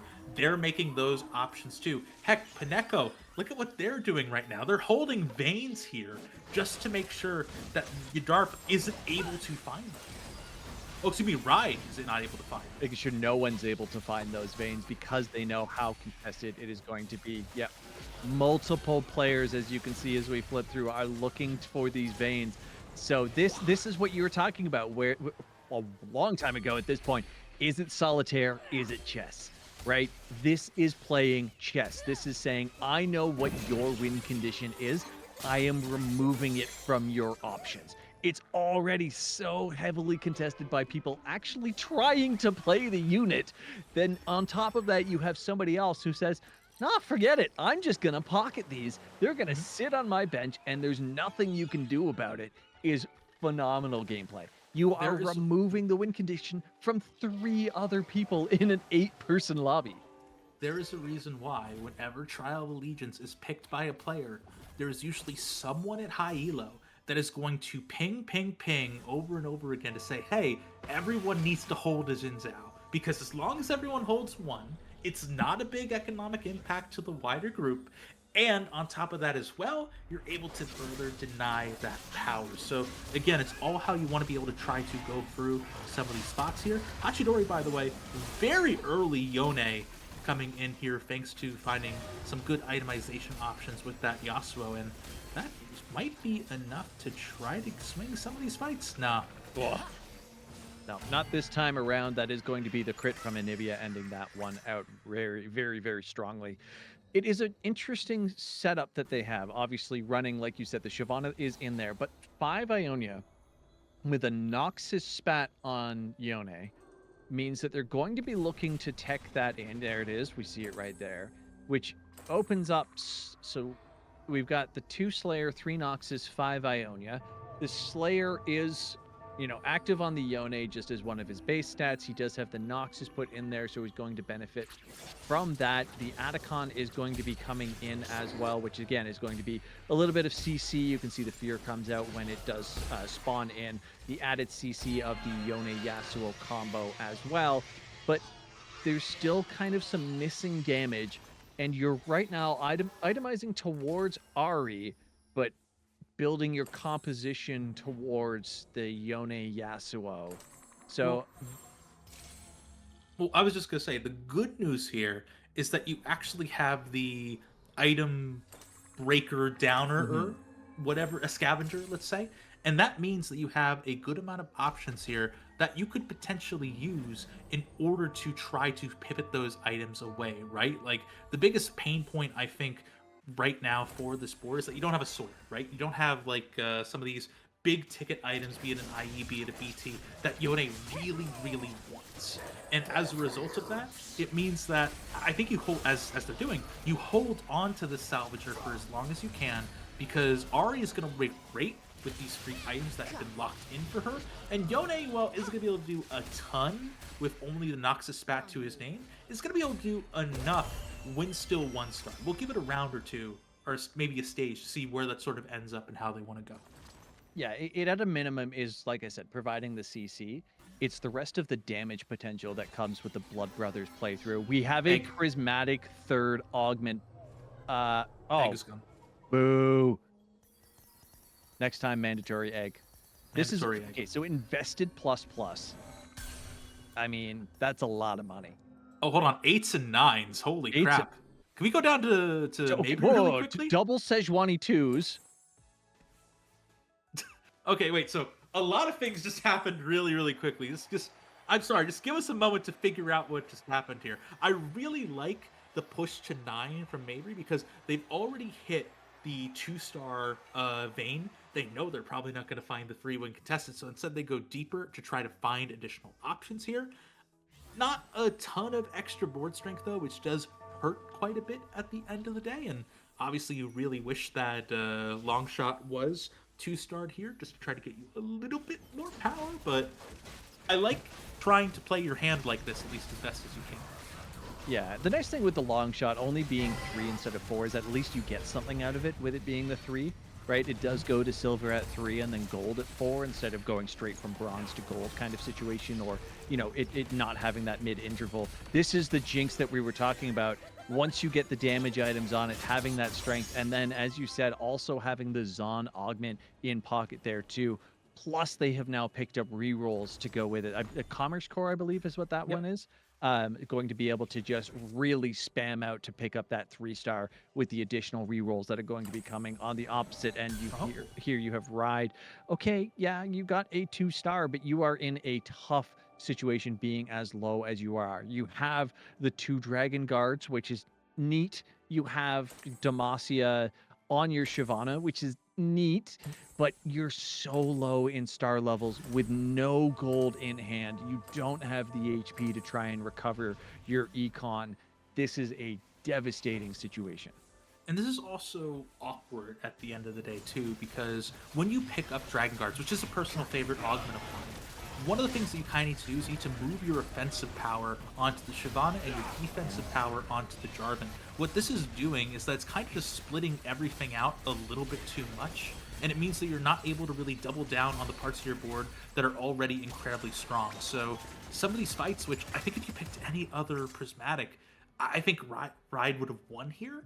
But again, like, being able to move over to this one though, it's fun. I like it. It's my kind of default pick, but there's still more that can kind of be done here, and it relies on hitting so much other stuff to really get off the ground. And they don't have the econ for it. Again, that is the real problematic thing with the decision that was made here. Is Riot had already spent a significant portion of gold just trying to level out in any kind of way, trying to just recover something to be able to grasp on to, you know, the last stretches of their HP. And in the end, they took an augment that has theoretical strength, but you need the gold to make it realistic. And they don't have that right now. So now it's just luck. And, you know, there's a lot of people out there who I will agree with, better lucky than good, right? But you're still really clinching to that situation. They do hit the 7 Demacia. That is going to be big for them because they need the tankiness for this. Yeah, Shyvana just having the Demacia emblem is a really huge buff in power to her, just because, again, like, it's more mana regeneration. It means she casts a little bit sooner. And on top of that, too, it is more resistances. It works great with the Jarvan, who's also able to further heal her up more with the extra spirit visage that we kind of had happen here. So, again, like, I see the pieces here and there, but I don't see the econ to really bring that forward. And that's going to be the biggest challenge point here, especially when we start seeing the boards that other people have built. Like, for example, Pineko, who already has a 2-star Lucian and Senna. 2-star Lucian and Senna, as well as having the Kindred on board with both the Rageblade and... oh wow, totally blanked on the other item. Gunblade, but that's Gunblade. really I'm close, sorry. actually. Bane, I think, is going to be able to actually clean that up. Bruh. Not That not the board I would have expected to win on paper, but that's the fun thing about TFT, right? There's so many little things that can happen.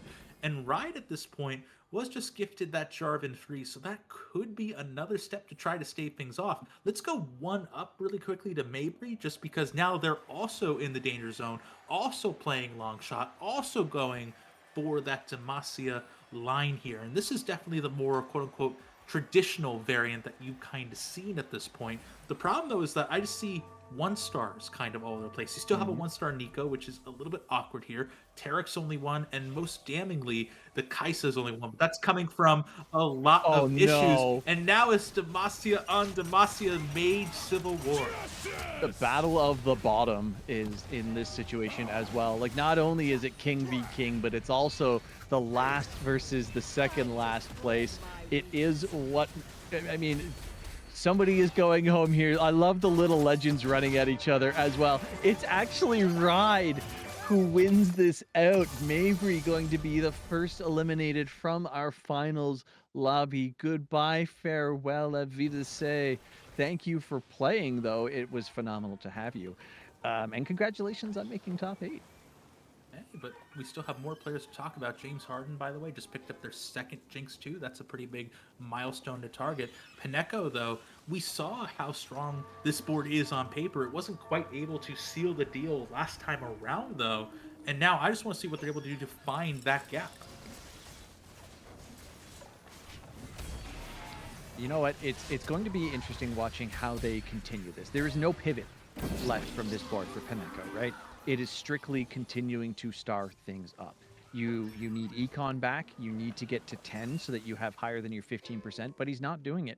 He's trying to roll down to stabilize just a little further. He does have that spatula. He has some options in hand, particularly the fact that he is also sitting on an item anvil, so he can kind of take his pick of what he wants to do with that spatula in that regard, as well as a Reforger opting to sell to level as well in order to get the Silas. What a round to play through so quick. Phenomenal decisions in order to hit that.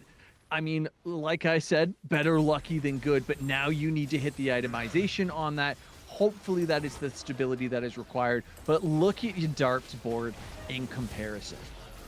I mean, also, I think the Silas is already gone. Kind of looking through just a quick scan. I don't see it anywhere here. And this is honestly a pretty terrifying fight to watch. Not least of all because, take a look at what they're fighting against here. Yadarp isn't just playing. Look at those augments really quickly. Can I see that last one? Just to make sure that I'm on the same page.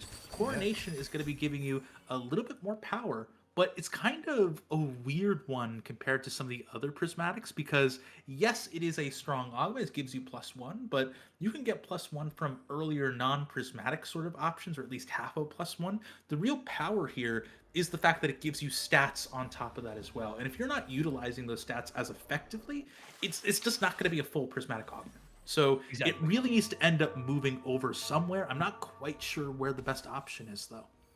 Well, and the big thing is you're playing a Freljord board, right? But so your primary units are going to be Freljord, which means they're not going to have a spat on them, which means they don't benefit from that augment.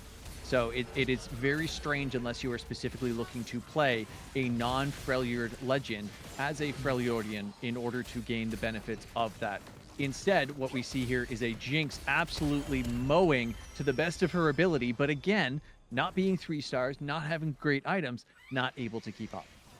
Yeah, Commerce Core can sometimes hit like crazy if you're able to find it early, but other times it's just you got more free rerolls to get more dogged with, right? Like you can't always play that perfect game of TFT even if you're trying to eliminate the randomness as much as possible. Yeah, and that's, I mean, that's really a huge part of what TFT is, right? Is to take the randomness and try and control it. It's like herding cats. The augments can help with that. It's like a couple of fences, but it's still herding cats. There's still RNG involved, and no matter how much you pray to him, RNGesus will choose to bless you or not as they see fit. In this instance, it is very much a not, as we see the 2-star Jinx with only 2 away from hitting the 3-star, but the slow bleed out has already begun. And I mean, Wired is here to do, sorry, Rye is here to do their best in supporting that bleed out because they have hit the 2-star Kai'Sa. Their Vayne is doing a good amount of work. They are sitting on, that 3-star Jarvan, who is somehow keeping a 1-star Shyvana alive. Let me tell you really quickly, other big options happening. PJ Mango, gone in 7th place. That is really rough to see. Beyond that, though, take a look at the rest of the lobby right now. 6 and 8 HP, Hachidori and Ride. But on top of that, James Harden and Peneko also incredibly low as well. Just a couple of digits off of single-digit HP themselves. At stage 5, that could be very eerily that... Peneko. You want to take that, or you want me to? Oh, that was rude. Go ahead. If there's anyone in this lobby that knows how to play the poker side of TFT, it is Peneko, right? Just for folks who don't realize it, picking up that Freljord emblem is an easy way to completely deny that deeper Freljord flexibility from anyone else. That works together so cleanly and so beautifully. And also, it's just stats now, right? Like, remember, they buffed emblems this set to make it so that you actually get real value from holding the emblem, even if you can't even complete the trait. So that makes it a really good option here. It gives you that HP to really make things work. Yeah, we're going to take a quick look at our bottom two once again. Ride finding themselves involved in this, going up against Hachidori. But as we know, Ride has hit a relatively strong board and is on a good win streak. Hachidori does not seem to be in the same situation we have been watching this fall since they picked up the Dragonmancer? Sorry, I was looking at the wrong augments there for a second. No, it's fine. But yeah, opting again to play into the Annie, and the burn did not come through this time. Hachidori also goes down, though. James Harden, Hachidori, both down. We have our top 4. Ride, hanging on by the skin of their teeth. And let me tell you, this means that I get to do the thing that every commentator loves to do, and I can tell you why we were wrong. Because looking at this board, I still stand by what I said. This was an incredibly risky augment pick. The thing that really worked out here, though, is that there were enough options in the lead up that were able to stall for them to be able to get some of those other big backline threats. So say, for example, that Kai'Sa 2 is now fully online. The Jarvan we watched start up to 3-star earlier on. With all of those things coming online, all of a sudden they went from having 4 kind of okay carries to 4 really strong carries. One that's only going to get stronger if you're able to find a 2-star Shyvana. Okay, so Ydarp didn't get the Freljord spat, which we went, Peneko, that was rude. Instead, he got a Quick Striker spat, which he has put on his Zilean, which is doing work. Mm-hmm. Hey, can you show the damage from that fight? Like, I know Zilean's not going to be up there, but consider the more Zilean cast, it is damage per second, and after X seconds, your unit dies. So while we talk about, there's we need these tanky front lines in order to let the back line really come online, Zilean doesn't care about that. Zilean says 16th, or it's bronze, or sorry, 1-star, so 18 seconds, and you're done. Mm-hmm. You can 2-star Zilean, 16 seconds, and you're done. Yeah, just another thing quickly too. We went away just as it was coming through, but Peneko is also done now. So we have our top 2, the former Prismatic Poro Cup champion against the one trying to unseat them. I really want to see if Ydarp is going to be able to hold on to that crown as tightly as possible. 3 Darkkin. Oh! I have never seen this before in the entirety of my time playing lore and legends. For folks who don't know, the only way to get this is to either, again, unlock all of the other things through Trials of Twilight, or to be able to get the artifacts printed from somewhere. And that was going to be that Born that was probably sold a little bit before. When everything comes online, though, you're able to get all of these stats. And I just need to watch this fight. I've never seen this before.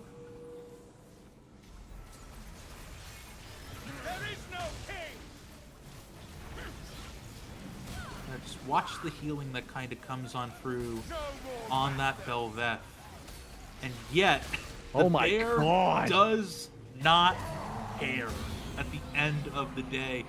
Murky is going to go low. Ydarp, pull up the damage from that, please. I need to see both teams here But hit the tab to slide out the other team's damage so we can see them side by side, please. It's the little arrow on the left-hand side. There we go. Look at the damage that was dealt there. 11, nearly 12,000 damage from Lissandra alone, okay? 12,000 damage is more than the top 5-6 units of Murky's team, okay? So, just, again, if you could get back to that one unit, you have a chance. But look at the freaking front line. You're not gonna get through this. But things are looking better, right? Take a look at Mbessa this fight. She's been able to wrap much better off the back line, but she's also going to get immediately stunned up by the Silas, right? There's just so many threats that you have to contend with when you're trying to work through this board. This is looking significantly closer, but again, one errant prism. Oh my goodness, no, that's more than enough. Okay, so we saw a difference of positioning that time, right? Some shifts were made on the boards. It went incredibly differently from that fight. Now, the thing is, still nobody managed to get back to the Lissandra. However, they were able to one-sided chew, is what I call it. The left side of Ydarp's board died fast. That was the difference. So when you get this one-sided chew, you're able to essentially concave around the enemy team, which is something that you would see a lot in StarCraft. That's where the term in esports concave primarily comes from, is StarCraft unit positioning, as far as I'm possibly aware. It may have been another RTS, but it basically means that you have maximum damage output, because if you look at the hex, if you have one unit standing on the hex and they have 2 units next to them, that is a concave. They have 2 units hitting them when they are only 1 unit. That is what the difference was from that fight, was managing to push all the way through one side of the entire team. This time, though, not able to do it. Again, another positioning change. This is back and forth. This is exactly what you want to see in high-level TFT. 2 players that recognize that these boards are pretty equally strong, and it takes more than just that basic fundamental right there. Stole away the Zillion too. It takes more than these basic fundamentals. You need to be able to find more. You need to be able to do more at the end of the day. He only had a 1-star Zillion. He didn't have another Zillion on bench anyways. Ydarp took the Zillion from the carousel, theoretically denying the 2-star Zillion. Or does Ydarp has the Zillion, sorry. I mean, we can look over there too. There they get the 2-star Zillion. They did deny it too, to be fair. But on top of that as well, they also get another Fees Gloves, which is also, pretty insane here at the end of the day. The thing that I'm watching for are what these fight changes are going to be. And now I see Silas with pretty kitted out, honestly, I have to say. Like, this is going to be incredibly strong. And if Silas and Volibear are both able to get good solid jumps here onto the Belveth, that's going to be all she wrote here at the end of the day. Murky goes down. Ydarp wins not 1, gets 2. They're your Prismatic Poro Cup 3 winner.